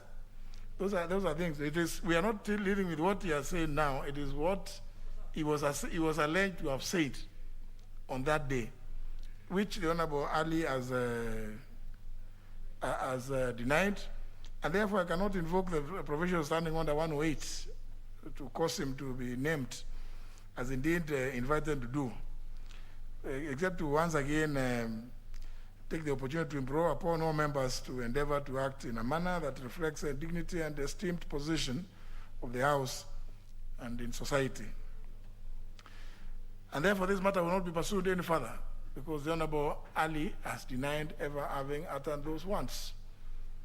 And I think honourable members also, for those that are in that habit of shouting names of other members, because we were not able to even pick who it was that actually included the name of Muhammad Ali. It's just the way you know, members want to shout from their places. And so you end up putting the Honorable Ali in a situation where he has to defend himself against unsubstantiated claims. So that matter end there, and I think in matters of this nature, let us avoid, just throwing out names of colleagues just like that. So no further action on the matter. We proceed. Next order. Order number 8, procedural motion, alteration of the calendar of the House. Leader of Majority. Thank you, Honourable Speaker. Honourable Speaker, I beg to move the following procedural motion: that pursuant to the provisions of Standing Order number 28.4, cognizant of the continued limitations of in-person meetings arising from the COVID-19 pandemic, this House further alters its calendar for the 5th session 2021 regular sessions, and resolves that during the second part of the session, specifically for June the 8th to July the 8th, 2021, in the current week of the 8th to 10th of June 2021, the sittings of the House of Tuesday, 8th of June 2021, Wednesday, 9th of June 2021, and Thursday, the 10th of June 2021, shall remain as specified at Standing Order number 31 and 32. Variations in relation to the weeks after, that notwithstanding the provisions of Standing Order number 30, the sittings of the House for the period 15th of June to 8th of July shall be as follows. On Tuesdays, in the afternoon, from 2:30 p.m. to 6:30 p.m. On Tuesdays, in the evening, from 7 p.m. to 9:30 p.m. On Wednesdays, in the afternoon, from 2:30 p.m. to 6:30 p.m. On Wednesdays, in the evening, from 7 p.m. to 9:30 p.m. And on Thursdays, in the afternoon, from 2:30 p.m. to 7 p.m. During the period of June, 15th of June to 8th of July 2021, the sittings of the House of Wednesday mornings shall stand suspended. And on Thursday afternoons, business not sponsored by the majority party, the minority party, or a committee shall have precedence over all other business in such order as the House Business Committee shall determine. And this paragraph, which is paragraph 4, shall not apply to business under part 24 of the Standing Orders with respect to financial procedures. Honourable Speaker, as members will be aware, we are starting the second part of our sittings. And it's when we met in House Business, cognizant of the fact that we're still having the COVID pandemic and threat with us, we did work out what's the best way of maximizing on the achievement of the business of the House, while at the same time limiting the exposure of members to interaction and in sittings. And because we also have a lot of business to transact between now and the end of June, and indeed for the remaining 1 year before we get into campaign mode, it's important we use as much time as possible when we're in the House to transact as much business as we can. So the effect of what we are proposing now is we will have 2 days, Tuesdays and Wednesdays, where we will have sittings, 2 sittings in the afternoon, that is 1 in the afternoon and 1 in the evening. And members may recall that when we experimented with this in the first part of the session, it became very popular because members can do their business in the course of the day and come in the evening and transact some business. And hence, it's something that members have asked that can we continue with this evening session. We also realized it was very short. 2 hours and few members would transact, so we added by another half an hour to make it 2.5 hours. Now, if you look at the totality of these measures, having those two sessions on Tuesday and Wednesday, and then only none on Thursday, just the normal afternoon, the total sitting time comes to about 17.5 hours, which is exactly almost just a half an hour short than the regular sitting, which works out to 18 hours in a week. So the Kenyan people get full value for money through this adjustment. The members get a reorganization of their time so that they're able to do business during the day and come to Parliament in the evening. And also committee work in the mornings. And on Thursday, people will be able to travel to their constituencies and for committee work without feeling that they're leaving the house in sitting. So it's a totality of a package that we can experiment with, and hopefully if it works, we could well continue, and hopefully at some point, we will have the evening session ending probably at 10 or at 11 to give us much time for members to interact. We're also giving them maximum time during the day to go and campaign, to go and visit government offices, to go and look at follow-up constituency matters, and then put their time in Parliament in the evening, because there's still a lot of business to do, and we need to represent our people as part of our constitutional mandate.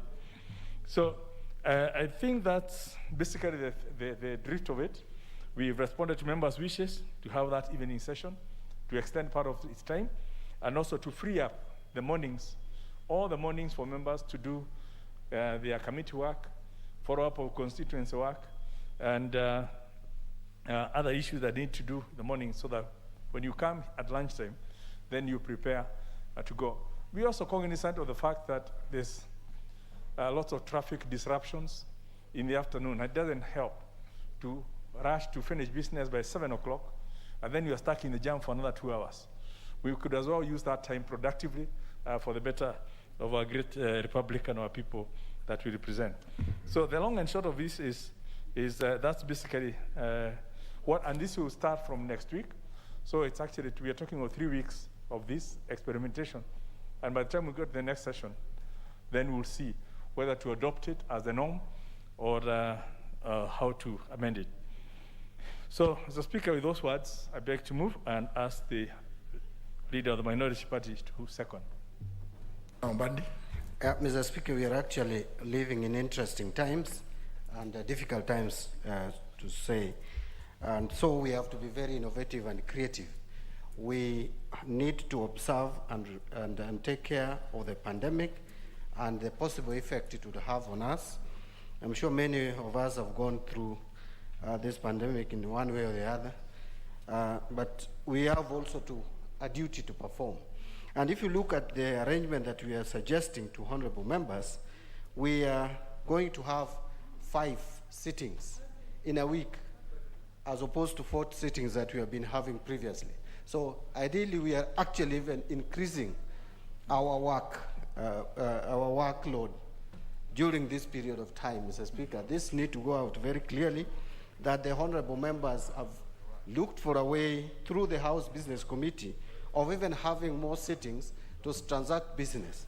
Mr. Speaker, if you look at what we are proposing, you'll realize that we are adding the Tuesday evening sitting and Wednesday evening sitting to take care of the morning sitting of Wednesday, which we are losing because we want the mornings to be free to take care of the chamber and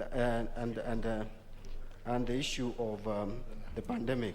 But Mr. Speaker, allow me just to say the following words as I finish. Number one, Mr. Speaker, we basically have like 6 months up to December to transact business as a house. After December, we'll go on recess.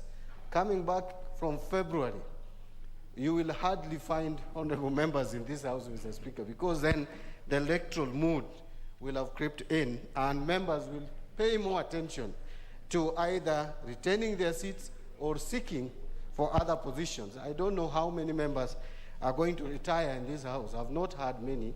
I've actually not heard anyone indicating that he or she is likely to retire. And therefore, this is the time that we really need to finish those urgent issues, urgent matters that we have, and legislative proposals that are in the conveyor belt, so that we clear them for the next parliament, the 13th parliament, to take over from there.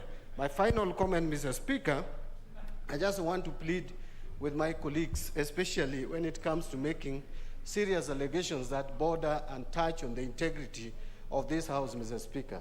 I think you may feel disappointed, you may feel disgruntled, you may feel hurt, but I think the last thing that we need to do, if we are going to cast aspersions on the integrity of any member here, or even generally on all the members, it should be backed by clear evidence. I see some casual nature with which some of my colleagues treat the issues of integrity, and I think it's very sad, Mr. Speaker. If you are going to point out, and by the way, we need to point out, if there are cases of corruption in the House or among members of Parliament, but it should be backed by evidence and clear evidence, Mr. Speaker. Let us not scandalize all honorable members. What you eat is your name. The moment you lose your name, you lose it completely. I just want to beg my colleagues that let us not be carried away with cheap popularity to the extent of now making this House look very bad, Mr. Speaker. Thank you very much, and I want to second the motion.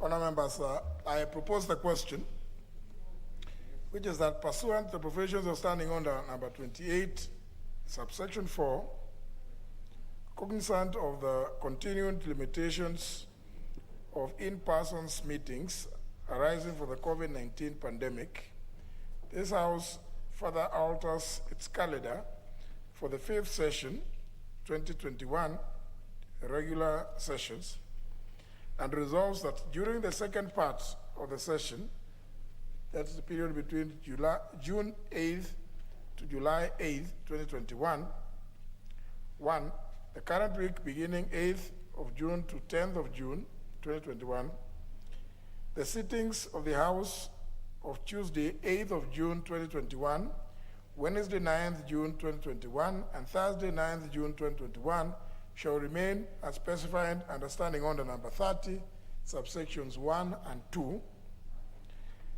Roman 2, variations for the weeks after. Notwithstanding the provisions of Standing Order number 30, the sittings of the House for the period 15th of June up to 8th of July 2021 shall be as follows. A, Tuesdays, afternoon from 2:30 p.m. to 6:30 p.m. B, Tuesdays, evening sittings from 7 p.m. to 9:30 p.m. C, Wednesdays, afternoon from 2:30 p.m. to 6:30 p.m. D, Wednesday, evening sitting from 7 p.m. to 9:30 p.m. and Thursdays, afternoon from 2:30 p.m. to 7 p.m. Further, suspension of morning sittings. During the period 15th of June to 8th of July 2021, the sittings of the House of Wednesday morning shall stand suspended. 4, individual members' business. On Thursday afternoons, business not sponsored by the majority party, the minority party, or a committee shall have precedence over all other business in such order as the House Business Committee shall determine.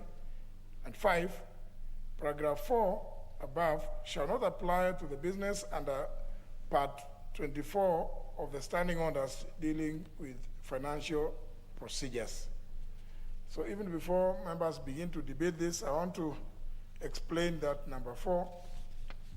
Since we have done away with the morning sittings on Wednesdays, or it is proposed to suspend them, private members' business will take precedence on Thursday afternoons between 2:30 p.m. and 7 p.m. May debate. I put the question? Very well. I put the question, which is that pursuant to the provision of Standing Order number 28, subsection 4, cognizant of the continued limitations of in-person meetings arising from the COVID-19 pandemic, this House further alters its calendar for the 5th session 2021, the regular sessions, and resolves that during the second part of the session, June 8th to July 8th, 2021, current week, 8th of June to 10th of June, 2021, the sittings of the House of Tuesday, 8th June 2021, Wednesday, 9th June 2021, and Thursday, 10th June 2021 shall remain as specified under Standing Order 30, subsections 1 and 2, for revision for the weeks after. Number 2, notwithstanding the provision of Standing Order number 30, the sittings of the House for the period 15th June up to 8th of July 2021 shall be as follows. A, Tuesdays afternoons from 2:30 p.m. to 6:30 p.m. B, Tuesday evening from 7 p.m. to 9:30 p.m. C, Wednesdays afternoon sitting 2:30 p.m. to 6:30 p.m. D, Wednesday evening sitting 7 p.m. to 9:30 p.m. And E, Thursdays afternoon 2:30 p.m. to 7 p.m. Further suspension of morning sittings during the period 15th of June to 8th of July 2021. The sittings of the House on Wednesday mornings shall stand suspended. 4, individual members' business. On Thursday afternoons, business not sponsored by the majority party, the minority party, or a committee shall have precedence over all other business in such order as the House Business Committee shall determine. And finally, paragraph 4 above shall not apply to the business order under part 24 of the standing orders relating to financial procedures. Will as many as that opinion say aye? As many of the opinion say nay? The ayes have it. And honourable members, I think it's important to inform our colleagues who are in the lobby that this week the sittings will go up to 7 p.m. That's this week, including today.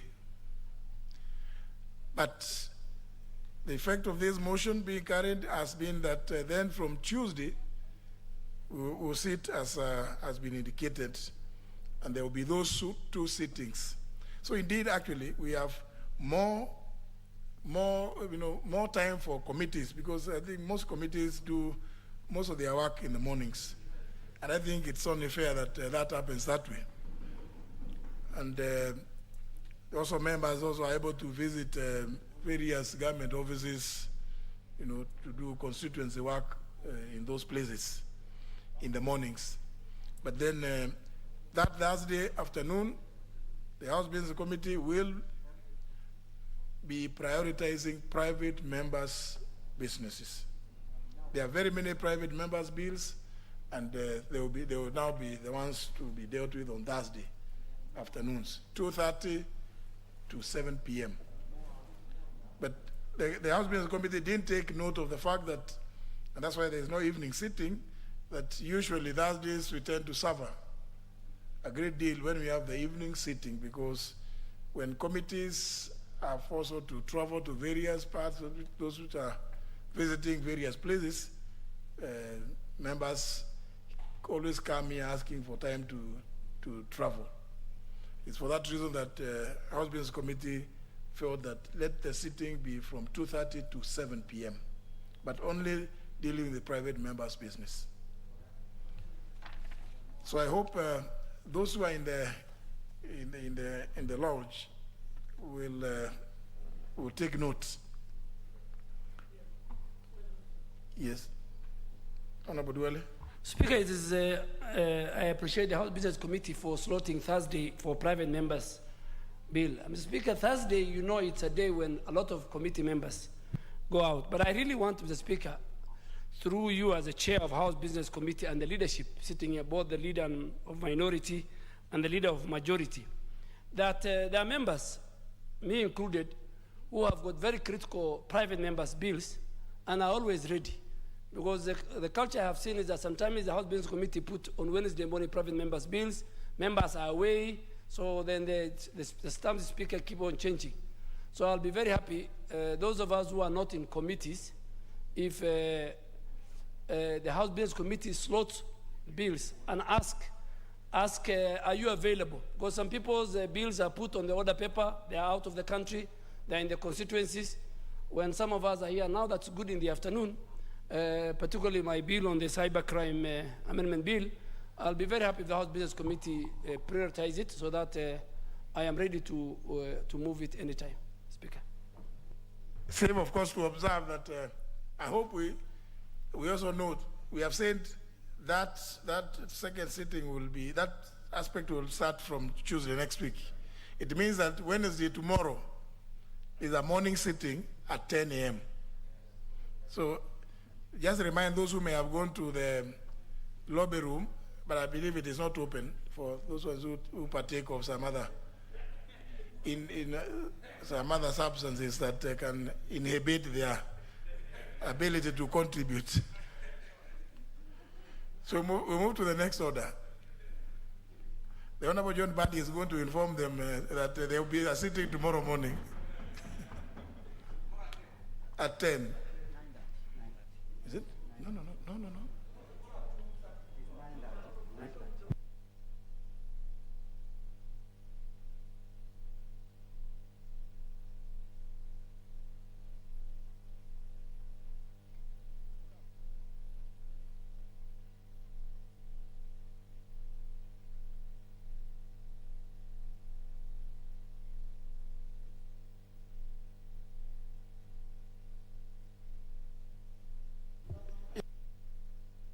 Sorry, just to make the correction. Remember the timing from 9:30 to 10 was through a special resolution. So when we go to the standing order, tomorrow morning is 9:30 to 1 p.m. 9:30 to 1 p.m. Yeah, in terms of standing order, 30 closes 1 and 2. Let's move to the next order now.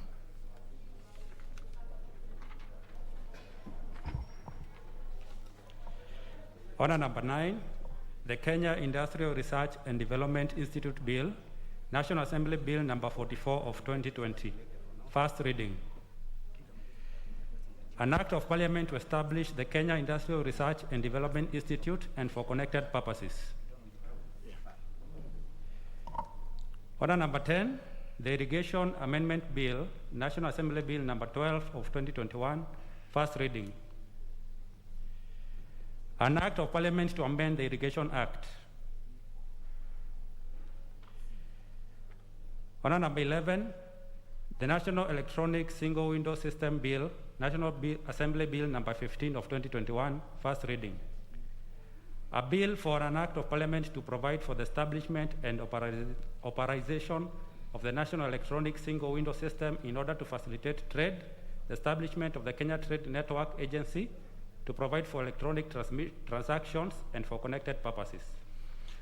Well, we'll pause there, honourable members. At the request of the Leader of Majority, business appearing as order number 12, that is the Livestock Bill, National Assembly Bill number 16 of 2021, is suspended.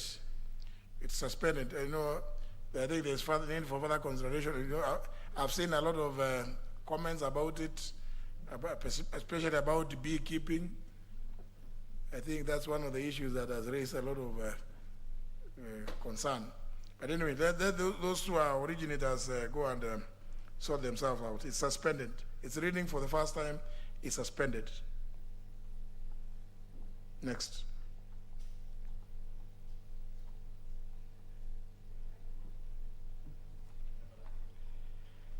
Order number 13, the Coffee Bill, National Assembly Bill number 17 of 2021, first reading. A bill for an act of parliament to provide for the development, regulation, and promotion of the coffee industry, to provide for establishment, powers, and functions of the Coffee Board of Kenya, and for connected purposes. Order number 14, the Tax Appeals Tribunal Amendment Bill, National Assembly Bill number 19 of 2021, first reading. A bill for an act of parliament to amend the Tax Appeals Tribunal Act 2013 and for connected purposes. Order number 15, the Community Groups Registration Bill, National Assembly Bill number 20 of 2021, first reading. A bill for an act of parliament to provide for a regulatory framework for the registration and regulation of community groups and for connected purposes.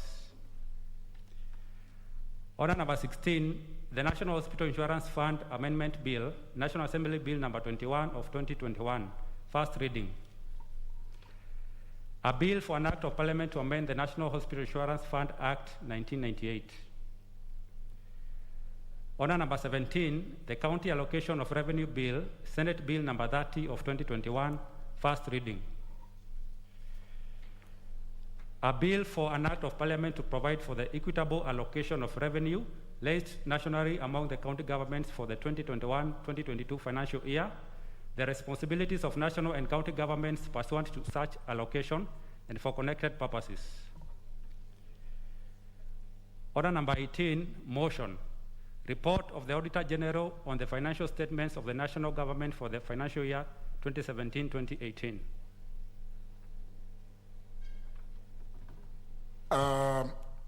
When debate on this motion commenced, the chairman began and he has a balance of 52 minutes. Honorable Ndile, you have a balance of 52 minutes. Honorable Speaker, without a doubt, I will not take any more than 30 minutes. To be exact, about 20 minutes. Yeah. But you have a balance of 52. Yes, thank you, Honorable Speaker. And if you may allow me, Mr. Speaker, because I want to refer to some notes, and with my glasses, I'll have problems. Very well. Thank you. Please. Thank you. Yeah. Mr. Speaker, just to continue from where I left, last time I started moving this motion. Mr. Speaker, I wanted to emphasize that the Public Accounts Committee of the 12th Parliament has made tremendous efforts towards ensuring that we are up to date with the Office of the Auditor General in terms of the examination of the reports of that office on financial statements of ministries, state departments, commissions, and independent offices. The Speaker, that the report we are debating now is a report of the 2017-2018 financial year, which is indeed the very last complete report that we ever got from the Office of the Auditor General. We have of course embarked on examining the report for 2018-19, which is still coming. Even as of today, we're still getting reports for that financial year from that office. So we are very proud of the fact that we have been able to clear the backlog, the very heavy backlog that we inherited from the 11th Parliament. So, Speaker, I also wanted to say that this has been made possible through the commitment and utmost diligence of the membership, the entire membership of that committee, Mr. Speaker. You know, many times, Mr. Speaker, the media focuses only on me as the chair and a few ranking members, but there are many other members who contribute immensely in this committee. If you allow me, I will just mention, because there are very few members really in these days in the committee. We have my very able vice chair, the Honorable Jessica Mbalu. Okay, we have the Honorable Aden Ndile, the Honorable Aden Ndile. We have the Honorable Junet Mohammed. Okay, we have the Honorable Dr. Iseli Simiu, the Honorable Christopher Nakuleu, the Honorable Justus Kizito, the Honorable Dr. Utienda Molo, the Honorable Koskei Kimutai, who has since been replaced by the Honorable John Waluke. Okay. The Honorable Michael Mwangi Mushira, the Honorable Wilberforce Oundo, the Honorable Dr. Ivo Barad, the Honorable Peter Masara, the Honorable Michael Kingi, the Honorable James Gichuhi Mwangi, the Honorable Samuel Gachobe, the Honorable Engineer Joseph Ngugi Ndwati, the Honorable Major Retired Bashir Sheikh Abdullahi, and last but not least, the Honorable Amina Gedo Hassan. Mr. Speaker. Mr. Speaker, these honorable members have worked tirelessly to ensure that the Public Accounts Committee delivers on its very onerous mandate, Mr. Speaker. And I also wanted to say, Mr. Speaker, that if this report is eventually adopted, we shall then be in a position to authorize the National Treasury to allocate the national revenue that was collected in the financial year 2017-2018 equitably between the two levels of government, that is the national government and the county governments. And in this particular year, Mr. Speaker, in this particular financial year, Mr. Speaker, the total revenue that was recorded under various revenue statements as received by the national government amounted to some Kenya shillings 1.46 billion. And this was a 4% or thereabout increase against the 1.36 billion shillings that was realized in the previous year, 2016-2017 financial year. So it is my prayer that if the House in its wisdom agrees with us and adopts this report, that the next budgetary process will take into consideration the revenues as indicated in this financial year, that is the 1.46 billion shillings. That will, of course, will have the effect of taking more money to the counties, Mr. Speaker. So the counties will be able to get more money. As you know, Mr. Speaker, there's been a clamor for more money going to the counties. Even what is currently under consideration, that is the BBI bill, is all about, if not anything else, taking more money to the counties, Mr. Speaker. So we are proud that we are able to enhance the allocation to counties, even within under the current constitutional and legal regime. Mr. Speaker, if you go through our report, which I'll summarize really, you will notice that one of the single most problematic area in public finance management generally still remains the matter of procurement, Mr. Speaker.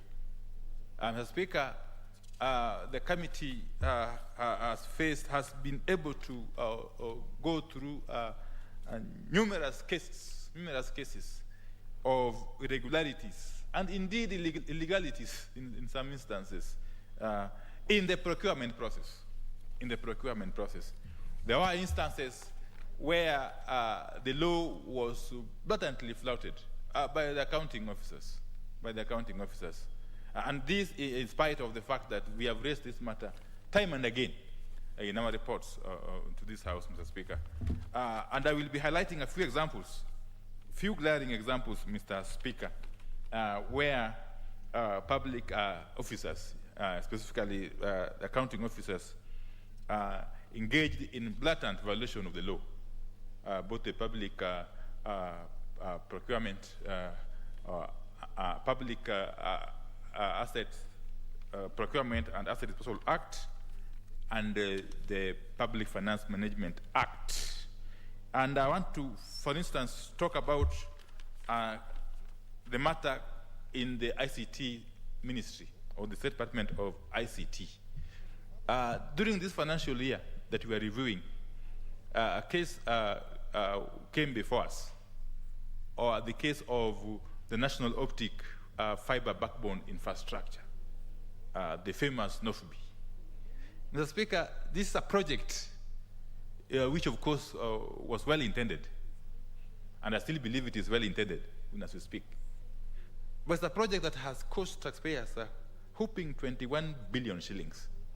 Okay? And still counting, really. Because the last phase of it is still under implementation. Mr. Speaker, this is one project that was conceived and implemented in a most opaque manner and in blatant disregard of the existing laws, Mr. Speaker. If you look at the first phase of this project, which cost taxpayers 4.2 billion shillings. For those who may not know, this is a project that was supposed to enhance the connectivity, the internet connectivity across the country, okay? To lay out down the trunks, the infrastructure, the highways for internet from Nairobi to the countryside. Mr. Speaker, the first phase of this project, which cost taxpayers 4.2 billion, and was indeed funded fully by the government of Kenya, this 4.2 billion component. There was some attempt to undertake open tendering exercise or process. And as a result of this, 3 companies were contracted. That is Huawei, a company from China, and 2 other local companies were contracted to undertake this project. But then, Mr. Speaker, when this project entered the second phase, which cost taxpayers 7.2 billion shillings, there is no evidence whatsoever how the eventual the company that was eventually contracted was ever contracted. There was no evidence how this company came on board. We have labored through and through to find out how this company came on board. Incidentally, this is the same company that also did the first project, first phase. That is Huawei Technologies. Mr. Speaker, we were at pains to understand how a contract of 7.2 billion shillings could have been awarded to a company on the basis of nothing really. There was no open tendering. There was even no direct procurement as we know it under the law. There was no restricted tender. They were citing some nebulous terminology of government to government tendering or procurement process, which is not known to law, Mr. Speaker. And it's an issue that is still left pending.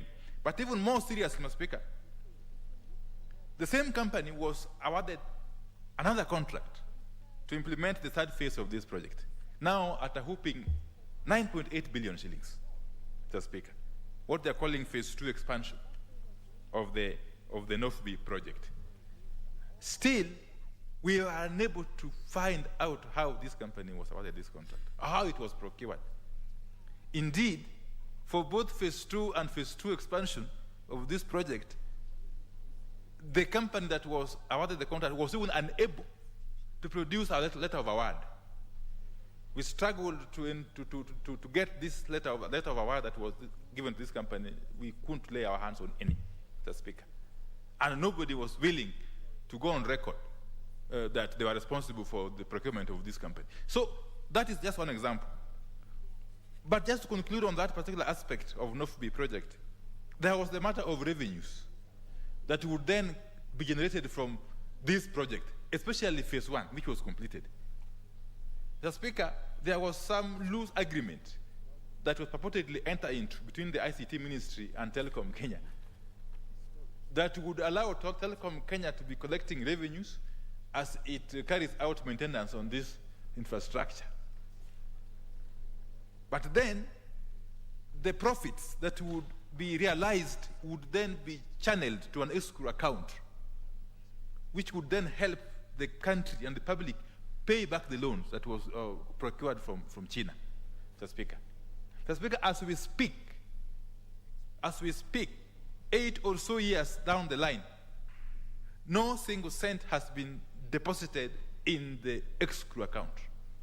It means, therefore, that the public is going to continue to carry this burden of the debt from other sources, the Speaker. Yet there is money which is being generated from this project, because we know, and there was evidence, that the Telecom Kenya was charging the commercial mobile data service providers. I mean, the commercial service providers such as Faricom and many others, Orange and what have you. So, and when Telecom Kenya came before us, they were not shy. They just told us that it's true, we have been collecting money. Indeed, they admitted that they had by that time collected up to about 1.7 billion shillings. But that they were not going to remit anything to the government of Kenya on account of the fact that the costs that they had incurred in maintaining this infrastructure was much more than what they had collected.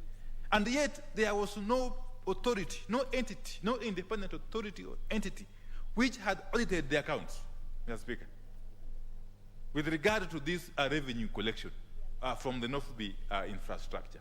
So, Mr. Speaker, I'm just dwelling on this to underscore the fact that public procurement has been used in a manner that is not taking into consideration public interest, Mr. Speaker, by public officers. Because to commit a country, to commit the public to this kind of burden of loan running into billions of shillings without following the laid down procedure, and indeed to go ahead and to treat very casually the matter of revenues that are generated from this infrastructure, is basically to show contempt to the people of Kenya who pay taxes to sustain public sector, Mr. Speaker. Mr. Speaker, another example that I want to quickly go to is of a project that was in the Ministry of Tourism. The ministry, of course, changed names many times. At one point it was called Trade and so on and so forth. Yeah, this was a project that was conceived way back during the first NAC government, Mr. Speaker. And it was a project of concerning about, of course, communication, consultancy on communication, okay, and advertisement, which was being undertaken by a company named Telenews Africa and Atlantic, okay. The contract sum was about 10 million or so Kenya shillings, Mr. Speaker. Mr. Speaker, this was a project, this contract expired sometime in 2004. But again, somehow mysteriously, it was extended mysteriously because nobody was owning up to have been responsible for the extension, okay? And when it was extended, there was a default in payment of monies owed to this company. And by the year 2010, the money that had accrued from this extension was about 52 million shillings, including interest. So in 2012, this company went to court, of course, demanding to be paid this money.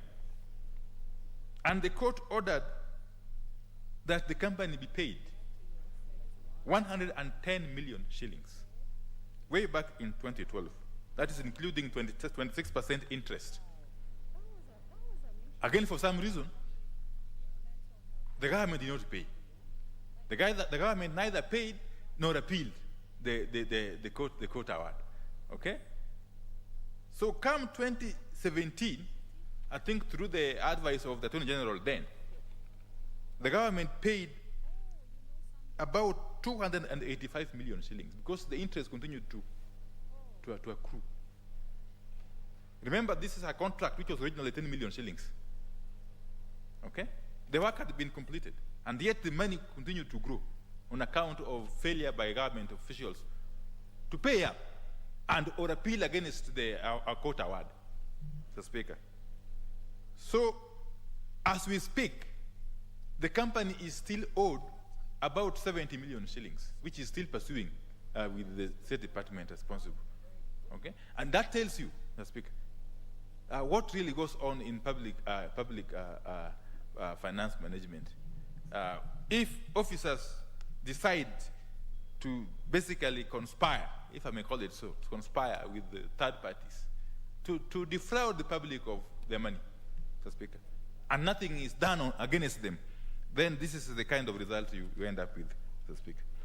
Another example, of course, as I conclude, is a project that was supposed to prepare our stadia, about 5 of them, okay, including Nyayo, Kasarani, and the rest, and Meru, what have you, for some continental games that are supposed to be conducted, to be held in Kenya, or to be hosted by Kenya in the year 2008. Mr. Speaker, 2 companies were contracted. One, going by the name Gregory International, was supposed to basically plant grass, for lack of better terminology, yes, in the stadia, okay, and to have them ready for these games.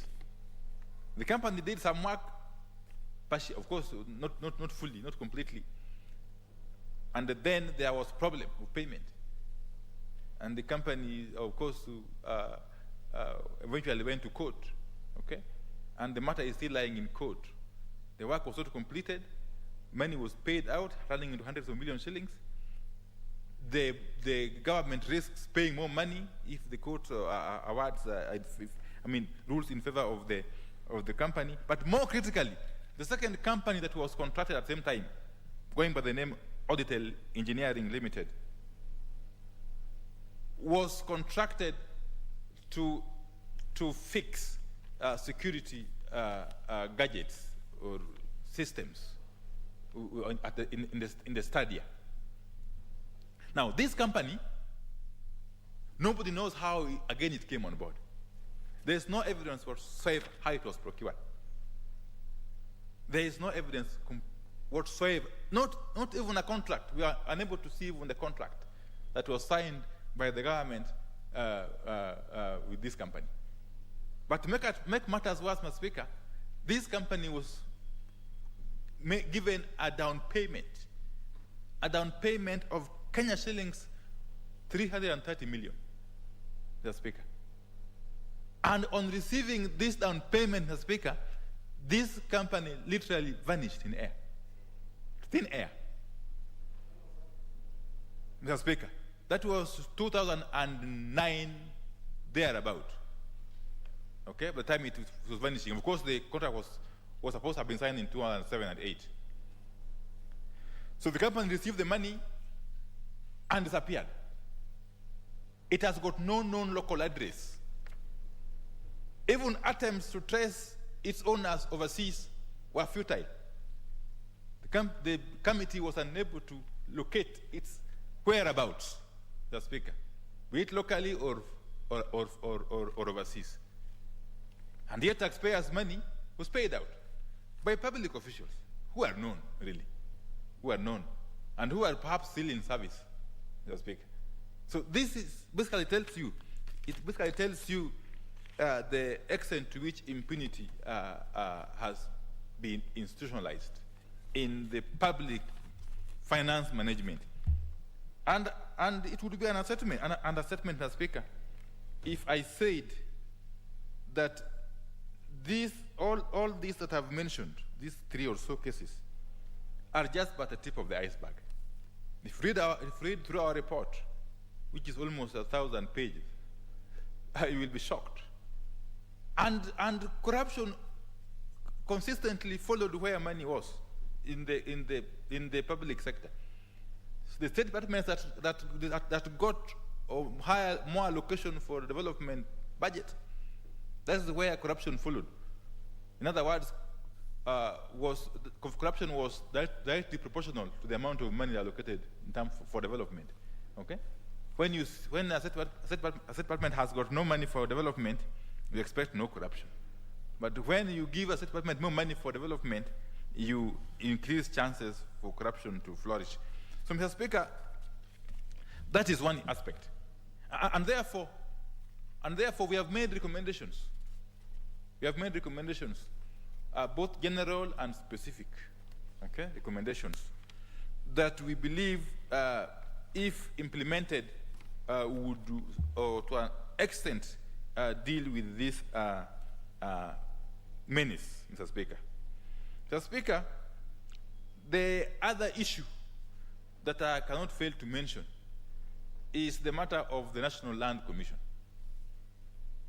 Mr. Speaker, under the law, specifically under the Land Act 2012, the National Land Commission has got a responsibility, mandate, to pay on behalf of government entities that are intent on acquiring land for purposes of implementing public projects, so to speak.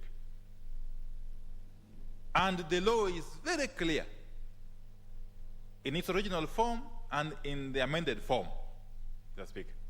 Very, very clear on what steps need to be followed, both by the acquiring entities and the National Land Commission, to ensure that taxpayers' money is safeguarded, so to speak. But what have we seen, so to speak? It's a litany of violation and abuse of the process as laid out under the law, so to speak, under both the Land Act 2012 and the National Land Commission Act, so to speak. There are many instances where entities would just write letters to the NLC asking it to acquire on their behalf certain parcels of land. And then the NLC would swing into action and very, very quickly ask the entity to deposit money for land compensation and rush through the process of land valuation. Indeed, proceed to carry out valuation using its own valuers, okay? In some instances, some private valuers would be used, okay, under unexplained circumstances. But more interestingly, when you wanted to look at these land valuation reports, we saw wonders, Mr. Speaker. Either they were unsigned, which means nobody owned them, they were undated, okay, and in some instances, they were missing.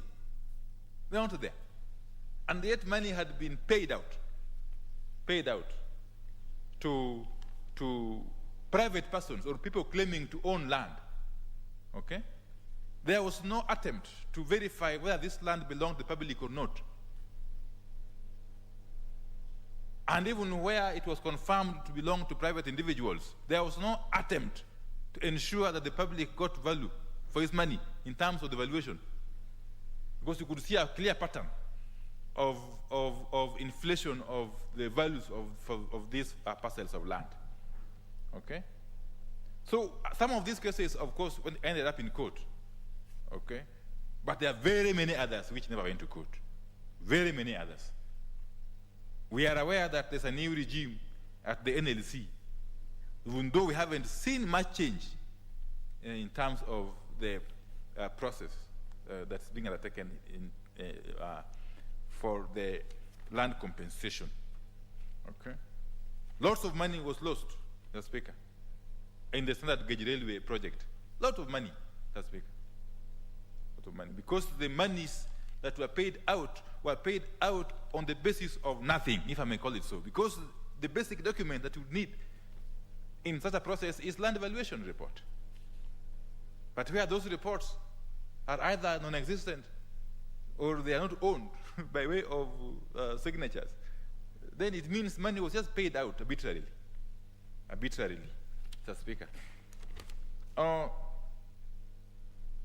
The other issue, Mr. Speaker, was the issue of budget, absorption of budget and pending bills. The budget absorption issue or problem mainly arises as a result of the numerous supplementary estimates that this House, of course, approves. Yeah, Mr. Speaker, this culture or phenomenon of supplementary estimates, even though it is well intentioned, has got an effect of creating problems in budget implementation. We have said this again many times before, that even if we have to bring a supplementary budget, it needs to be done on time. This idea of waiting for the last minute to bring supplementary budgets has a problem, serious problem. Many a times, state departments and commissions and ministries had committed money by way of carrying out procurement as a result of the Appropriation Act, yes, which was approved by this House. And then last minute, the allocations are reduced, and yet they have committed. In fact, they have even procured. The contractors are on site, and yet in the final analysis, the budget is reduced in the second or third supplementary estimate. What happens? The State Department accrues pending bills, which again roll over into the next financial year. And it is a vicious cycle. It continues.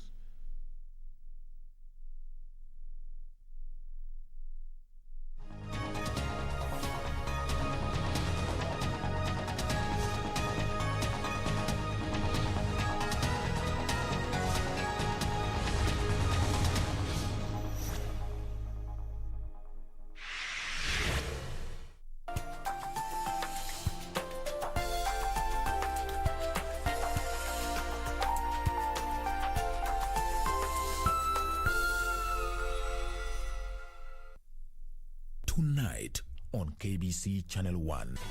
Was it you, Wa? He has a gift for you. Take a look. What's wrong? You said Yukwa abandoned him and his mum, and that's why his mother died. Is that right? Can you see me, Daddy? I'm on the big wheel. Can you see me, Dad? Can you see me? Can you see me? Can you see me? Dad, did you abandon me and Mom? Peter Shaw? Wake up! Don't scare me! Are you okay?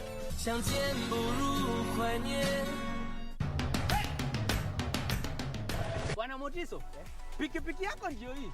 Uko shwani yangu. Hii pikipiki ni unakumbuka uliekelea the lowest unique bid yako ilikuwa ngapi? 18 shillings. Na unajua kuendesha hii gari?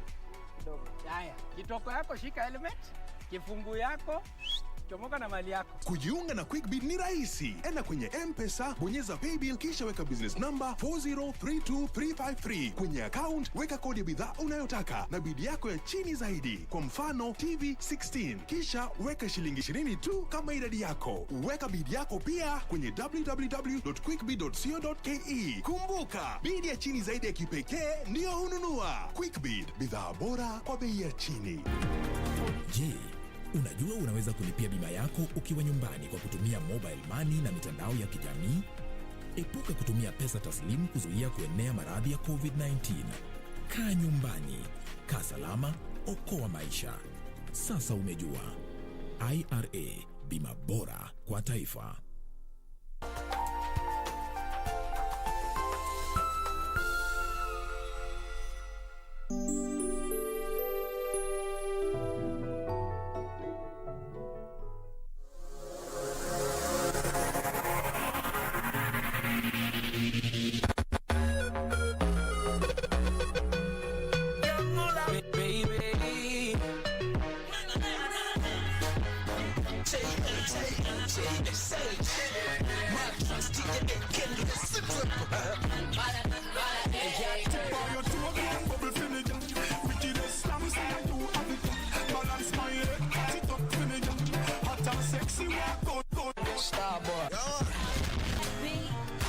Ukitaka wale toka Nairobi, ukitaka wale toka Pwani, yale toka vitongojini cha Tuana, usiongope,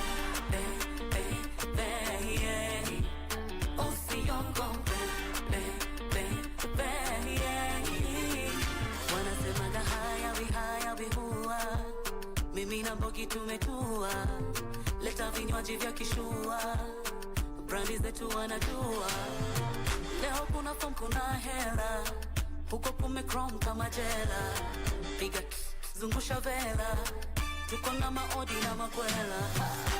Ukitaka wale toka Nairobi, ukitaka wale toka Pwani, yale toka vitongojini Changuana. Usiogope, yeah. Usiogope, yeah. Nataka kwa ila tutawapa joto.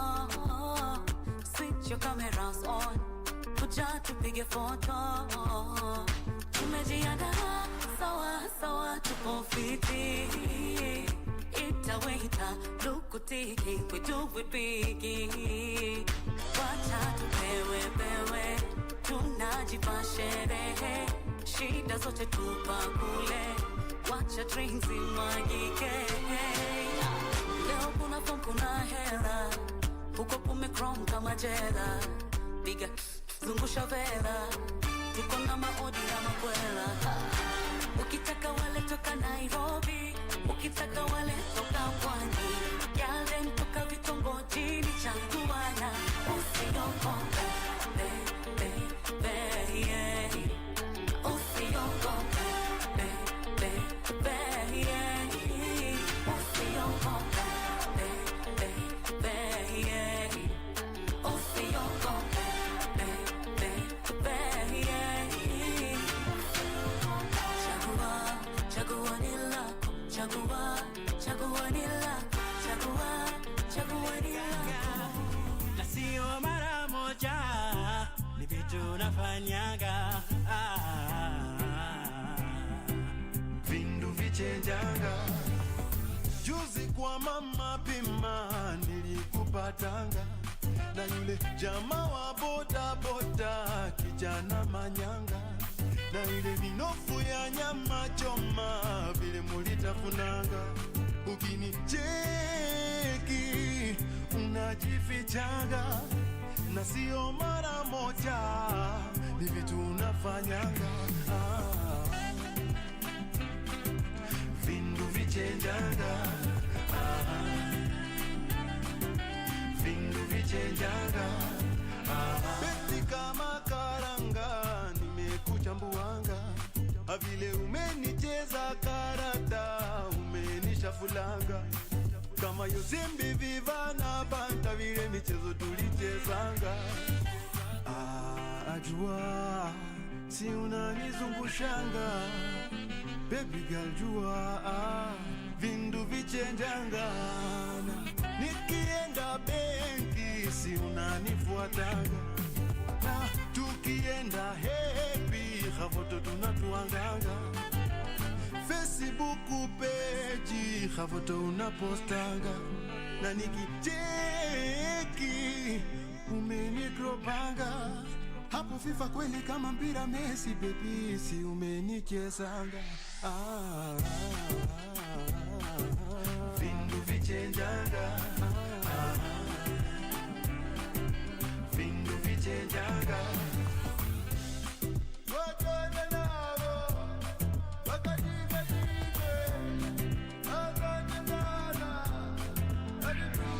I'm gonna do you a witchy auntie, nikupate na utajua kwamba chapati ni mkate.